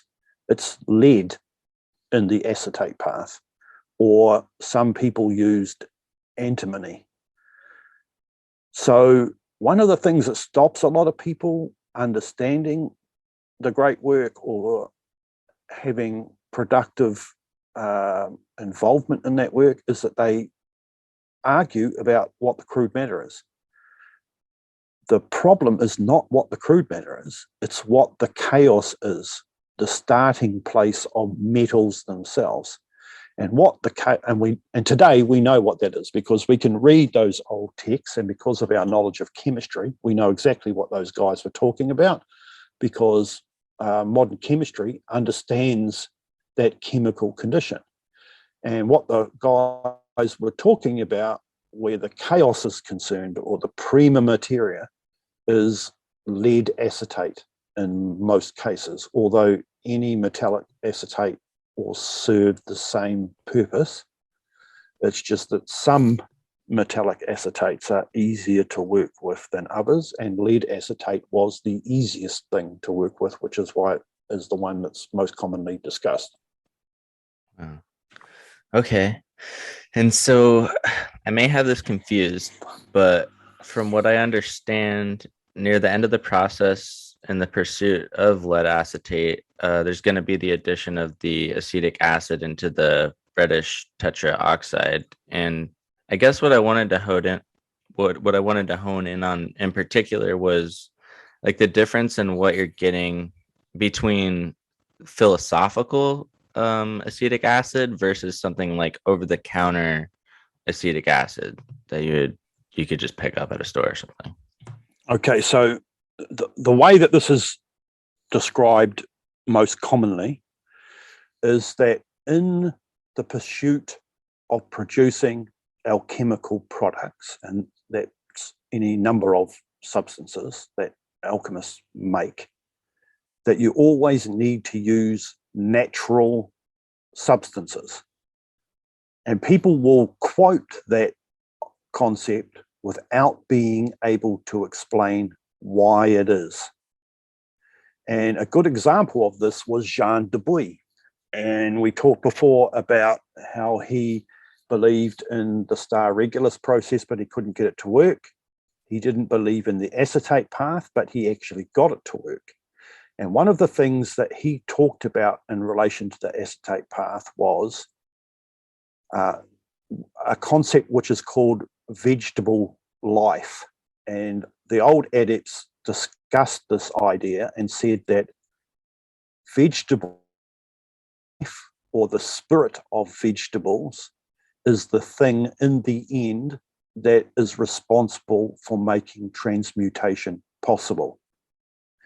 And so Jean de Bouy talked about this concept of vegetable life as if he understood what it is, and he incorporated into his explanations about the work ways in which he believed that vegetable life entered into the work and was preserved, that you didn't destroy or ruin that vegetable life, and therefore couldn't produce a transmutation agent in there. And what he said was, you've got to take acetic acid, which is the acid in vinegar. When you buy vinegar from a supermarket, it's roughly about 4% acetic acid, which is dissolved in water, basically. It's more complicated than that, but that's basically what vinegar is. Water with about 4 to 8% acetic acid in it. And he said that you need to use acetic acid for the work which has been produced naturally and which hasn't had its vegetable life killed by exposing that acid to too much heat. The idea being that if you overheat acetic acid, that it dies, that and it is ruined, and therefore it becomes useless to alchemical work. So he was one of the first people. A lot of people were like, "Yeah, you have to use natural substances," and they particularly referred to using ores taken freshly out of the ground and prepared in a special way, and then using acetic acid, which was naturally produced. And for anybody who doesn't know how vinegar comes about, common vinegar most often is made from wine, where the alcohol in the wine becomes oxidized. And most often that happens through a bacteria called Acetobacter. And fruit flies introduce Acetobacter into wine because those bacterial organisms are all over the mouth parts of fruit flies. So when they drink the wine, Acetobacter gets into the wine, it eats the alcohol and oxidizes it.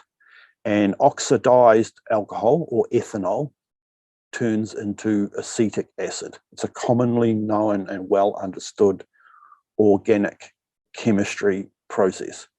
There are other ways in which ethanol can become oxidized, like if you pump tons of bubbles from the air through wine, some of that air, the oxygen in the air, will adhere to the ethanol and oxidize it, and you'll end up with vinegar. Alchemists didn't know how. All they knew was some mysterious thing happened to wine or beer, which caused the wine or beer to become sour and caused the alcohol to change its nature. And they saw this as a kind of mysterious or magical process whereby alcohol, which has a certain degree of solvent property, turned into something else which has a magical effect on metals and minerals. And so they saw this as being extremely important.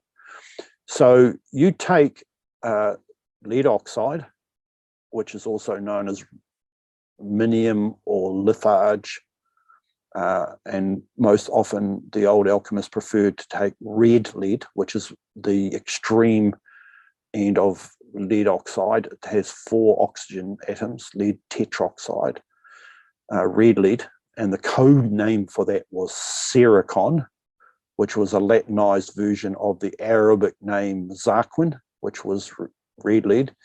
And if you put that lead oxide into acetic acid, that acid will eat the lead and produce a substance called lead acetate. It's a common chemical reaction which modern science understands.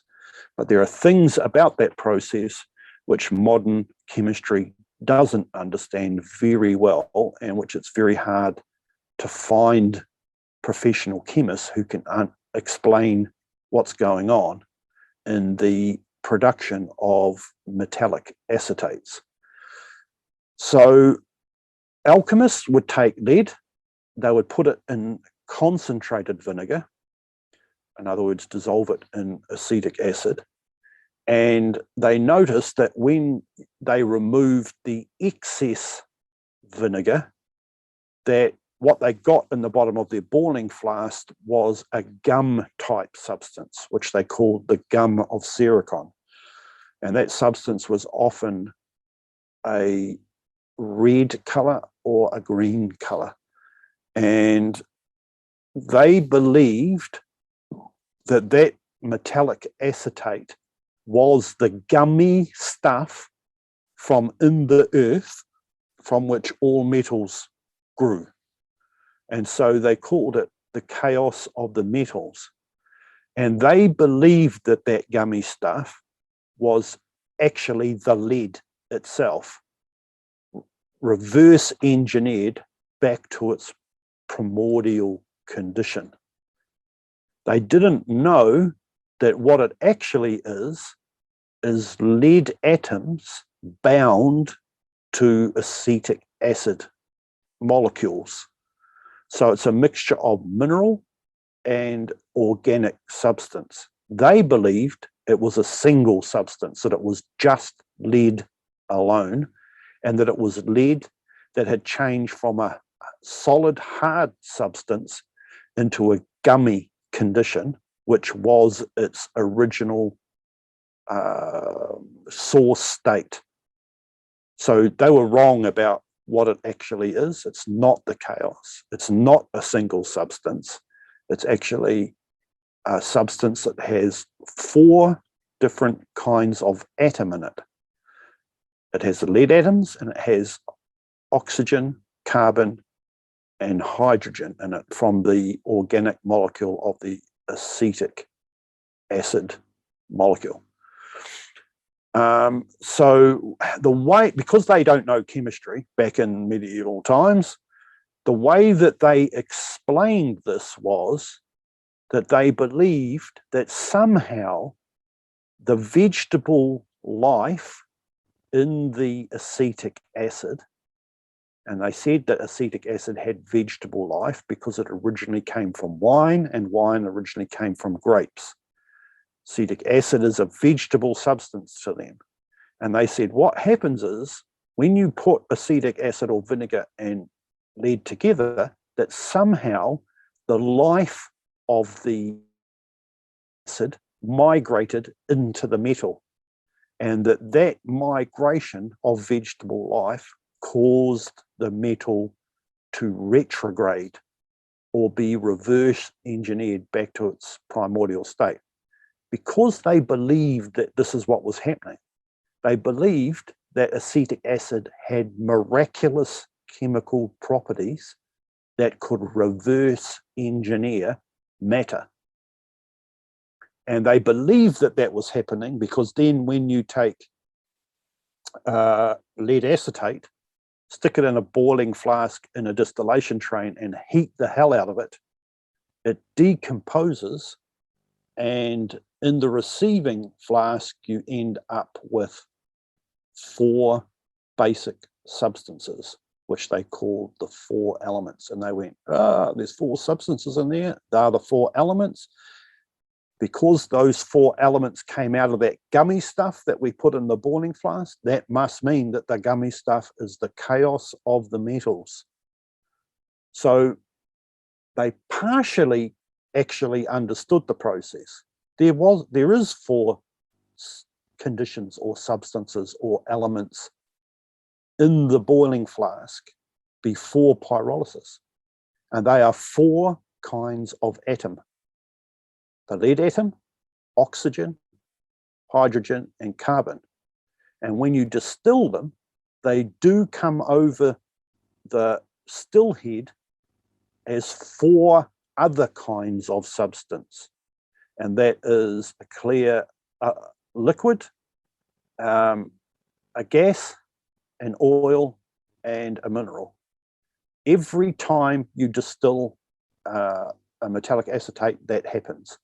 Every time you dry distill or pyrolytically distill an animal product or a plant product, exactly the same thing happens.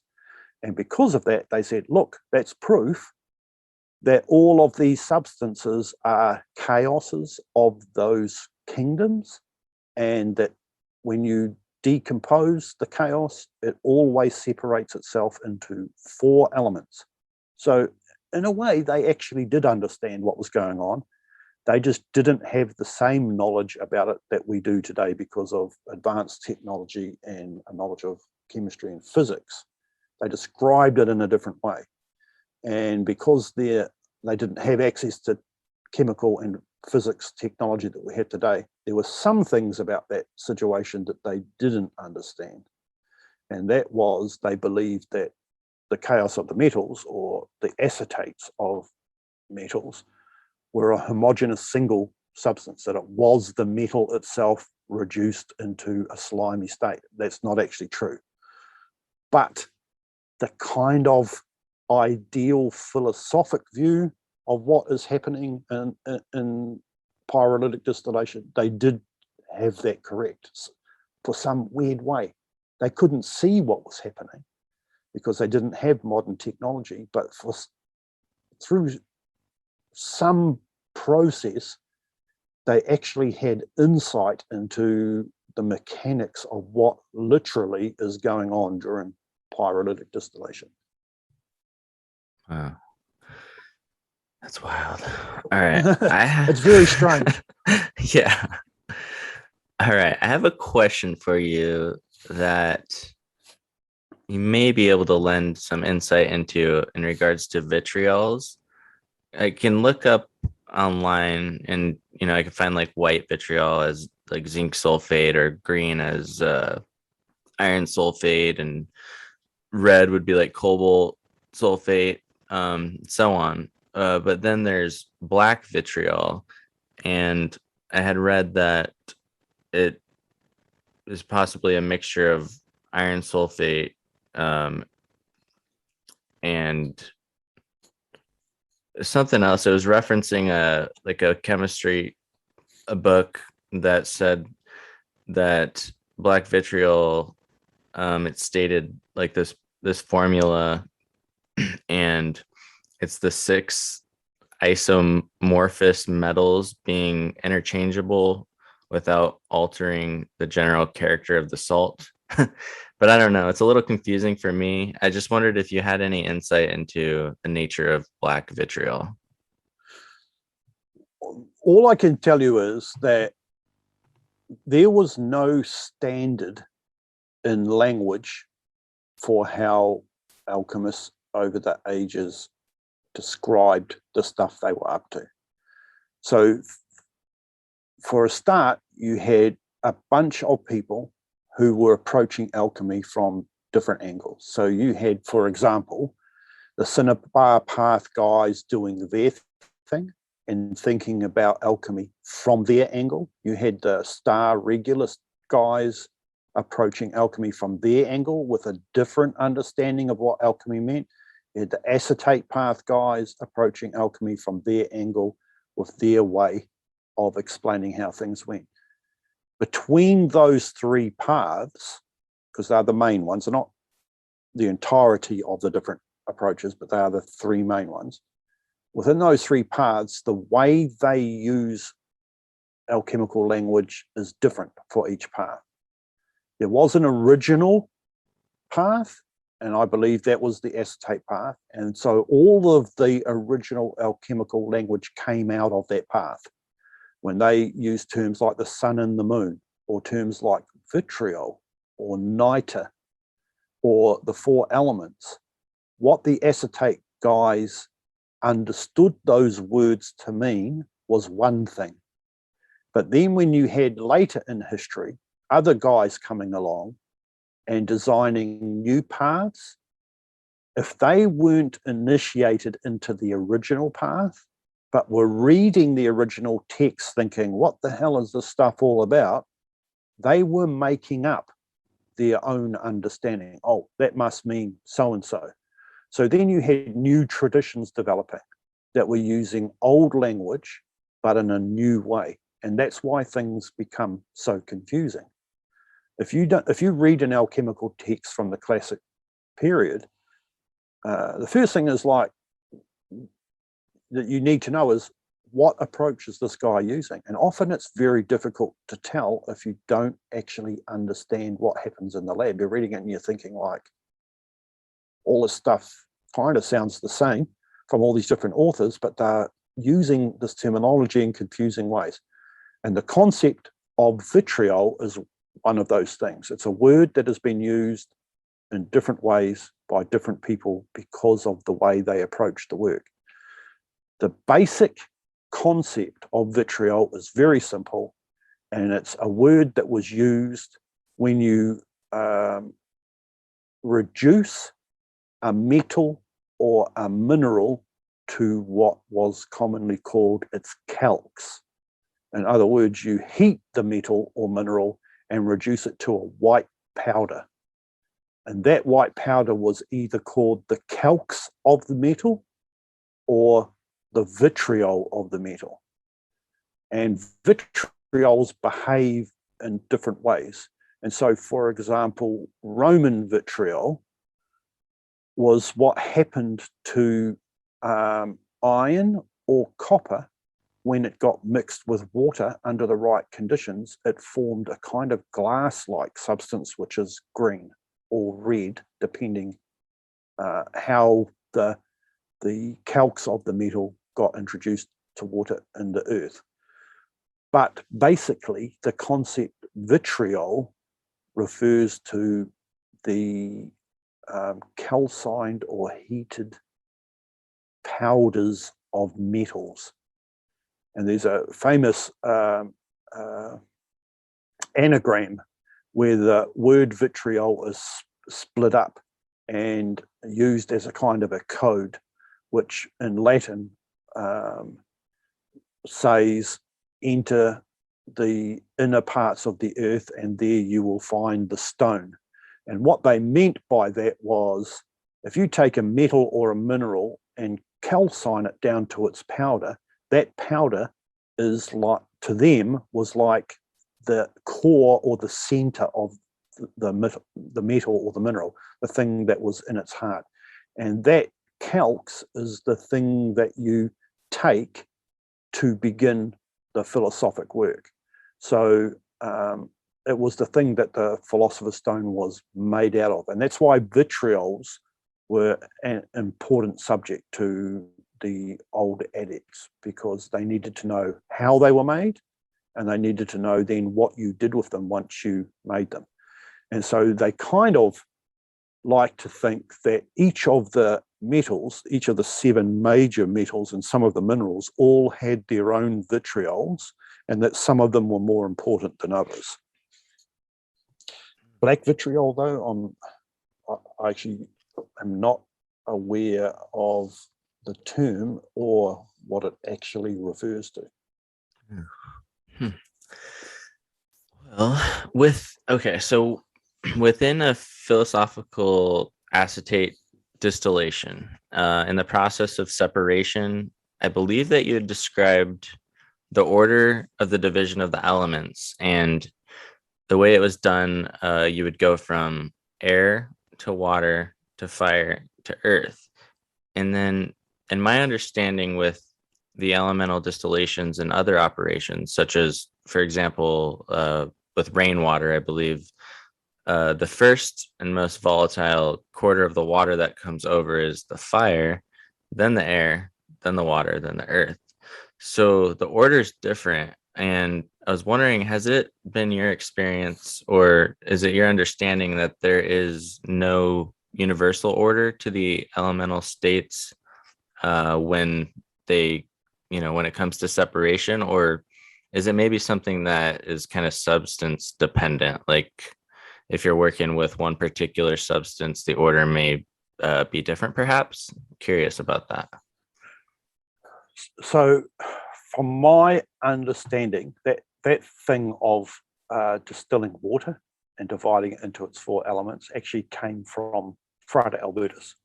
And he talks about it in his little book, The Alchemist's Handbook. How much value there is in the idea behind what he describes there, I don't know. But personally, I don't think there's any value in it all. The idea of distilling water into 4 equal parts, and therefore you have the 4 elements of water, I don't think that's a viable concept at all. And I don't know where he got the idea from. But if we consider that acetate path alchemy, the pyrolytic school of alchemy, is the original system that comes from ancient times, and therefore most of the concepts which originally described alchemy came out of the pyrolytic school. What we know is that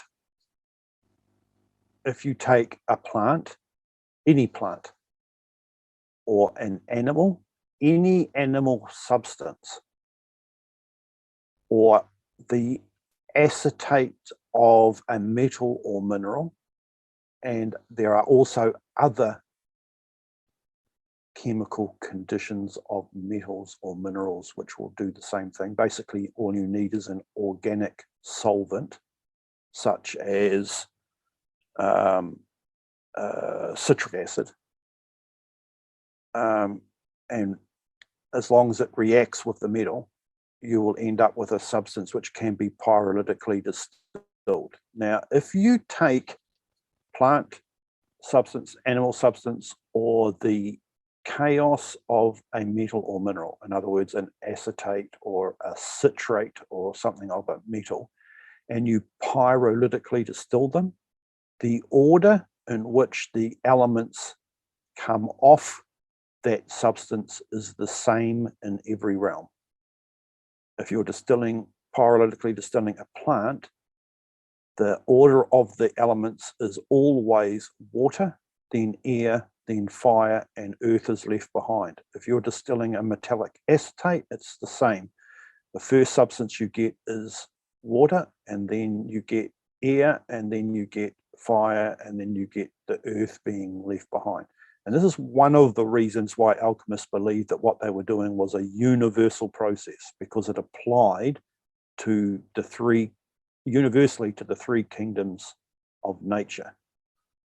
So other approaches to trying to deal with dividing things into the elements are kind of questionable, because the whole idea of separating a chaos into its four elements largely belongs to the pyrolytic practice of alchemy.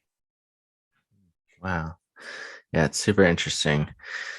All right. So in the midst of one of your podcasts that you did on pyrolysis as it relates to the elements, you demonstrated that the salt, sulfur, and mercury principles, you kind of laid them out, and you had the fixed mineral, the black soot in a jar, and then you had the volatile pole in a separate container. And you'd referred to the volatiles as being organic and the salt principle as non-organic. Can you tell me a little bit about how you conceive of organic versus non-organic to help me kind of understand it better? Is it because it has not yet completed the calcination process and converted into a mineral salt? Or I'm just curious about that.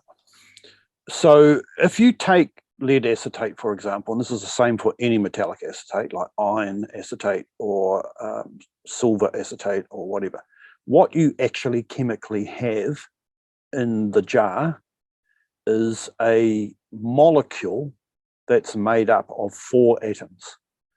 You have the lead atom, which has been plucked off the chunk of lead by the acetic acid, and that little atom bonds to the acetic ion.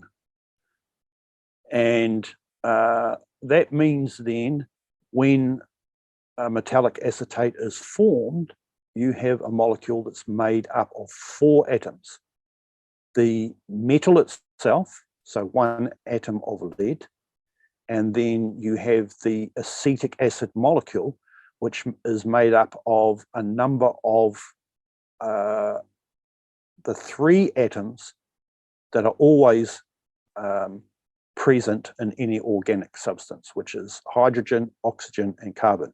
All organic matter on the face of the earth is composed of hydrogen, oxygen, and carbon, and sometimes a mineral or metallic atom as well.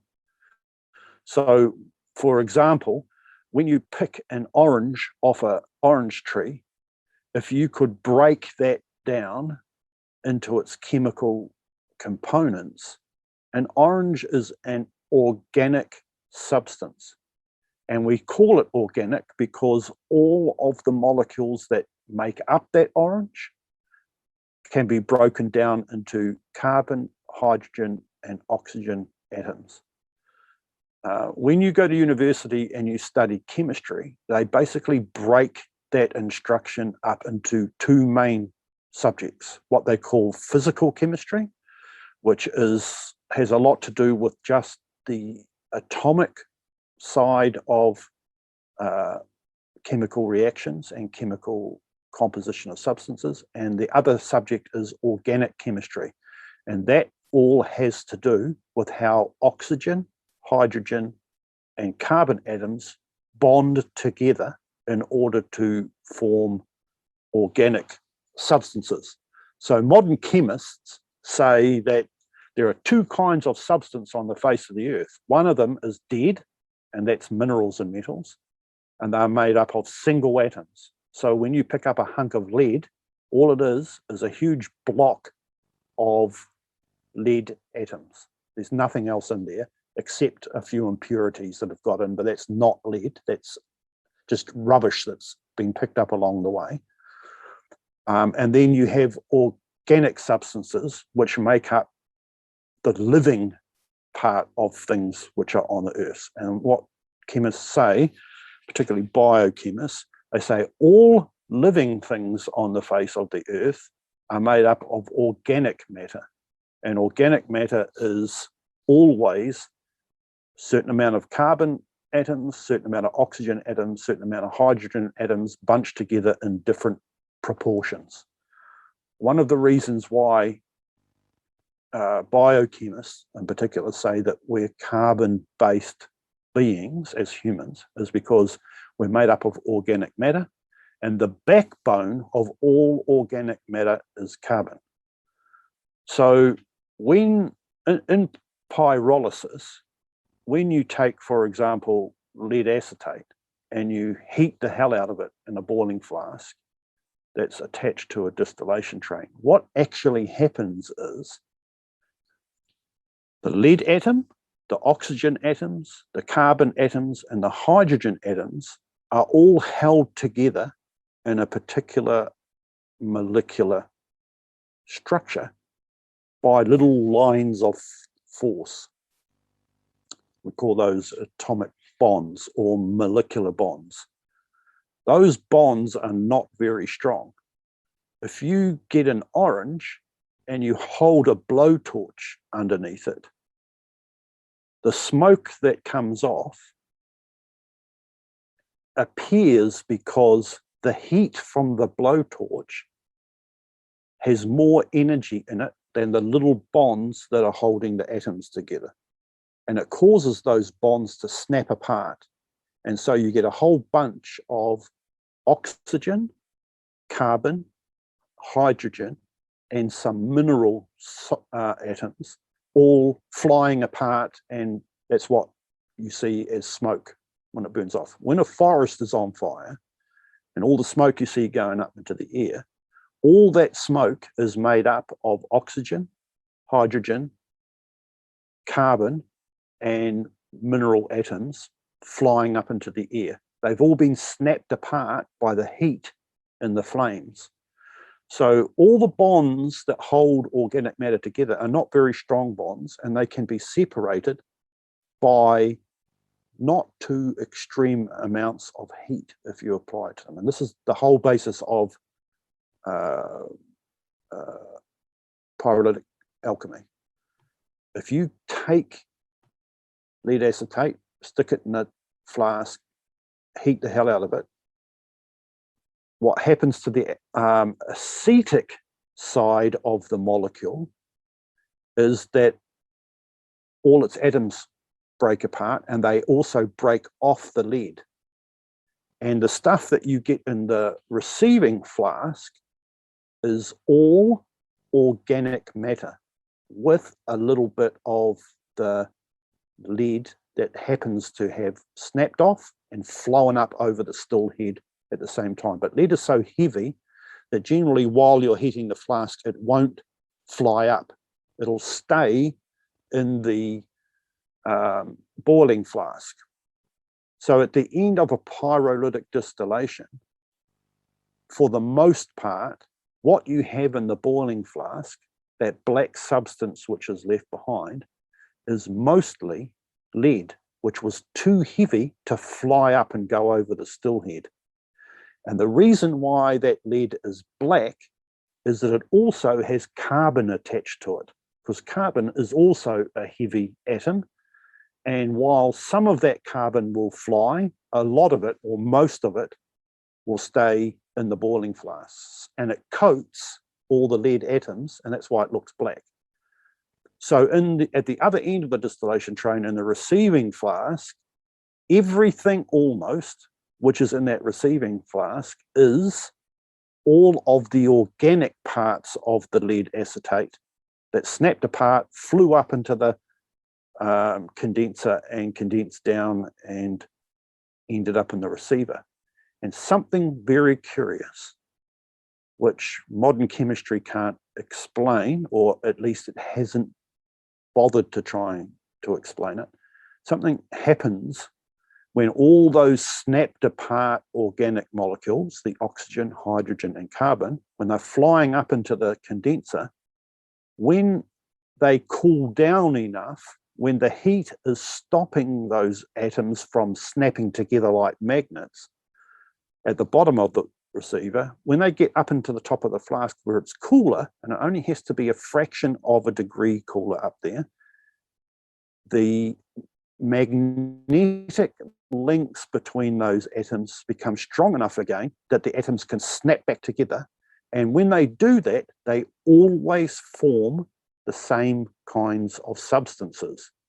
And those substances are things that did not exist in the original lead acetate. So in the lead acetate, the organic substances were all acetic acid molecules and water. But in the receiving flask, you end up with acetone, you end up with a red oil, which is primarily composed of phenolic compounds. There are other things in there too. And you get a little bit of carbon that come over and a little bit of lead itself, which happened to accidentally be carried up into the condenser. So most of what's in the receiving flask is a number of organic compounds. And those organic compounds came about because when all the little organic atoms were joining back together again, they always joined together into two main substances, acetone and phenols. And those are the sun and the moon, or the king and the queen, or the lion and the eagle that the old alchemists always spoke about. So it's a very weird thing, and it's the same in a manner. It's the same for animal substances, vegetable substances, and for metallic acetates. They all do the same thing. That was an absolutely amazing description. It's a very weird thing, and the way the old alchemists described it is very poetical and like quite kind of romantic. But even when you look at it from the point of view of chemistry and physics, it's a bloody unusual thing, because what is it that is causing all of those organic compounds out of all of the millions of organic substances that exist on the face of the earth? Why do they only ever join back together into two kinds of molecule? It's very weird. Mm. Yeah. Okay, so philosophic mercury, once one has obtained that condition, the philosophical mercury as that liquid crystalline original chaos, as you have described, of the elements, what kind of unique properties are contained within that substance? Okay, so in the acetate, like in other paths, what they call philosophic mercury is very different, and it's actually not philosophic mercury at all. But in the acetate path, it's a very particular thing. And so after you have performed pyrolytic distillation, and you now have two substances primarily in your receiving flask, and that is acetone, which is a clear liquid that's like alcohol.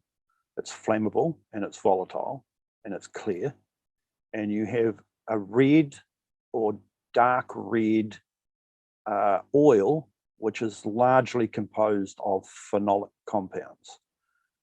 And when you have those substances, everything you do from that point is designed to produce philosophic mercury out of those two substances. And the reason why you want philosophic mercury is because it has the ability to do something to metals that no other substance on the face of the earth can do. There's nothing that exists in nature that has the ability to do what philosophic mercury does to metals.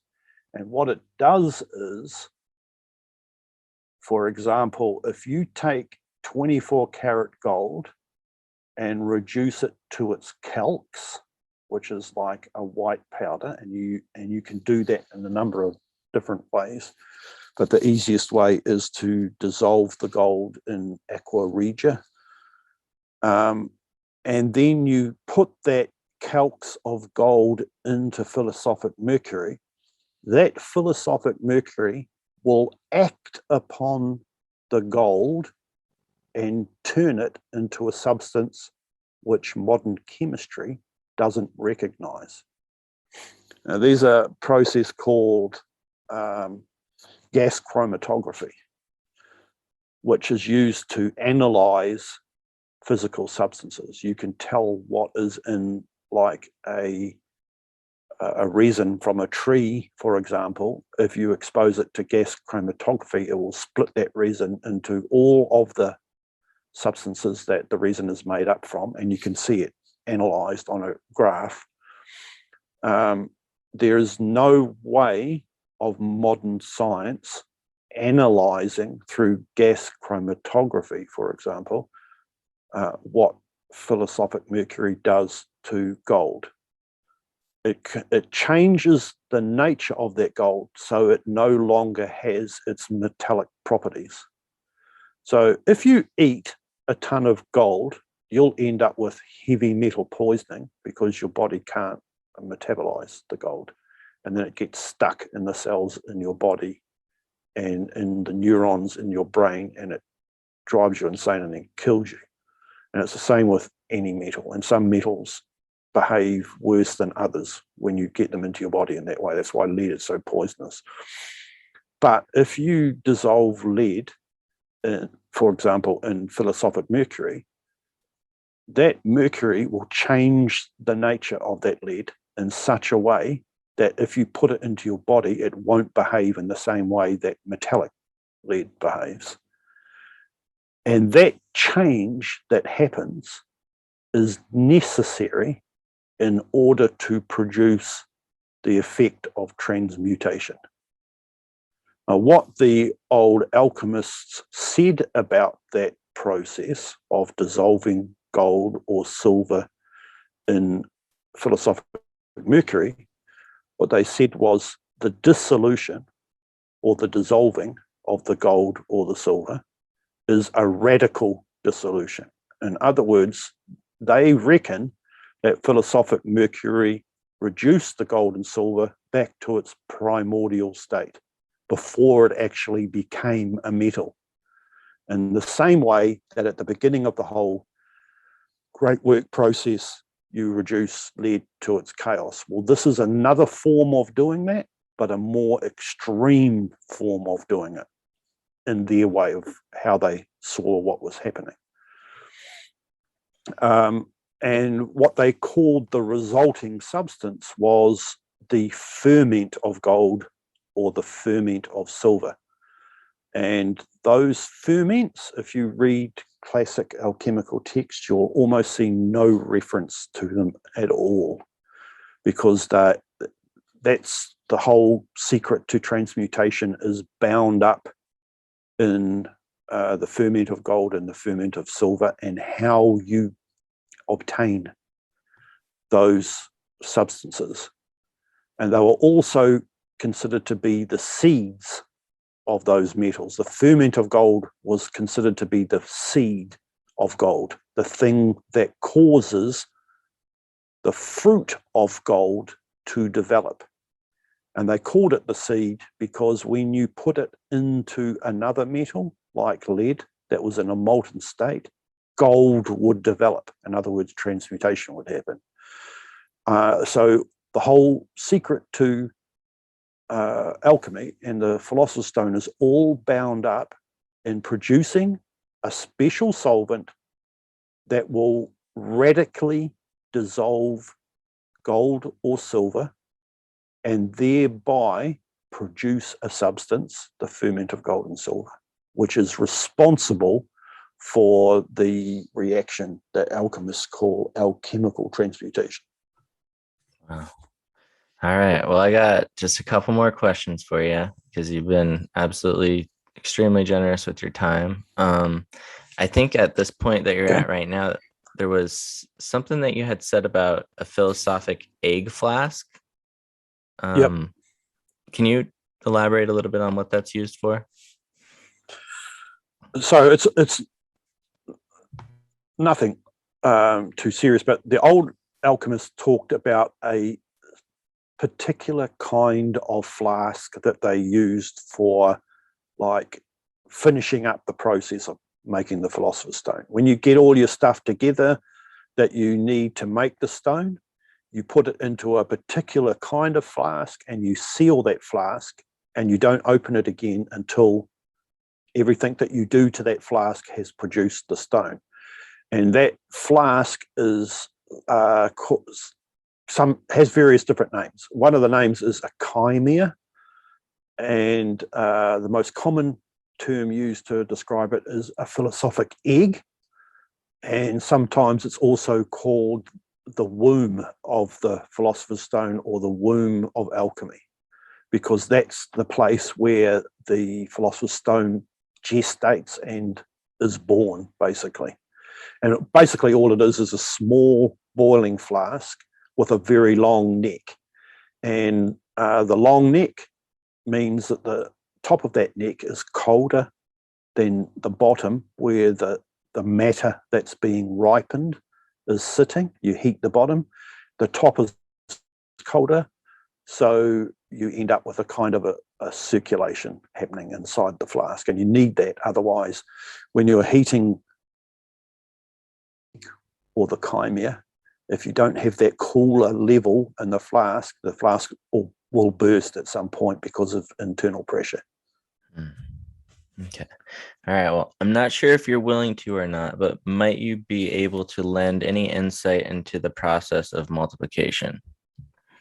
Okay, so multiplication, the idea is that when you've produced your Philosopher's Stone, the chances are, because of everything that's involved in reaching that point, that its ability to transmute will not be very strong. So they developed a technique which would allow you to take that stone that you made and increase its power of transmutation. So, for example, at the beginning of producing the stone, when you first have it in your hands at the end of the work, it might produce 1 to 1,000 times. So what that means is one part of the stone, a little bead of it, will convert 1,000 times its own volume of lead into gold. So it's more expedient if you can increase that ratio, because you don't want to go back to the start and redo the whole process over again to make another stone when you run out of the first one. So it's better, instead of going through the whole process to make another stone again, that you increase the power of the one that you already have. Partly because we don't live forever and we can't just keep producing Philosopher's Stone all the time to produce what we want to produce in the end. And so the method for multiplying the stone was basically very simple. what they did was take a mixture of the original acetone and the original phenolic compound. They would digest those two things together until they form what's called an azeotrope, which means that they both distill at the same temperature. And once they form an azeotrope, they're like a homogeneous compound. And then they dissolve the stone in that, and then they redigest it until it forms a crystal again. And every time that you do that, the power to transmute is multiplied. So instead of 1 to 1,000, it'll become 1 to 10,000, and then 1 to 100,000, and then 1 to 1,000,000, to the point where you have a tiny little bead of the stone, and you could throw it in a wheelbarrow full of molten lead, and it will convert the whole mass into gold.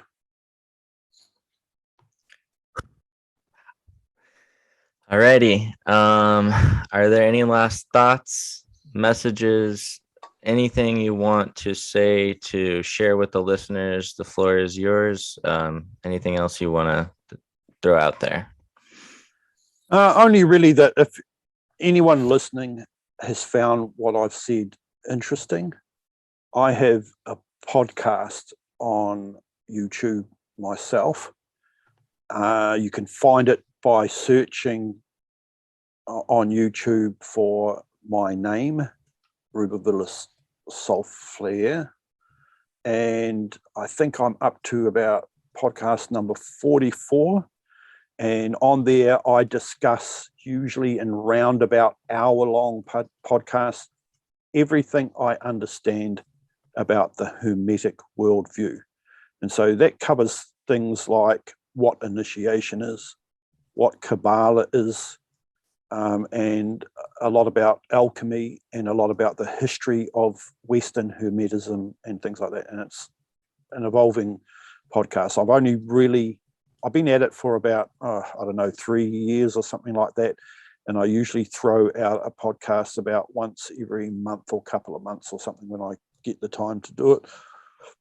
With the idea of building an overall view of how the old adepts saw the world from a Hermetic point of view, how they understood alchemy, magic, Kabbalah, astrology, ritual, initiation, and all those kind of subjects. So yeah, anybody who finds what we've been talking about in this podcast interesting, if you want to hear more, and if you want to see me go into a lot of detail about these kinds of things, then you can find it on my podcast at YouTube. Definitely. And I highly recommend that. I think I'm about episode 32 or 33 right now, and it's definitely a absolute gold mine of excellent and thorough and well articulated information. So yeah, I highly recommend everybody go check that out. And is there any other links or anything else you want to direct people to before we wrap it up? We're actually in the process of building an education system to teach people either about the inner work, like the process of initiation, or lab work at the moment, which we call Herodom College. And we're actually just about now to beta test the education website at herodomcollege.org. And once we've beta tested that and the technical side of the whole website is running properly, and all the guys who are providing the tuition at that website have that side of everything nutted out, we hope to launch Herodom College either towards the end of this year or the beginning of next year. So anybody who's interested in the education side of all of this and wants to learn it for themselves, that's the place to go and dig deeper into the whole subject of lab alchemy and alchemical inner work. herodomcollege.org. Ready. Beautiful. Well, thank you again, sir, and cheers. You're welcome.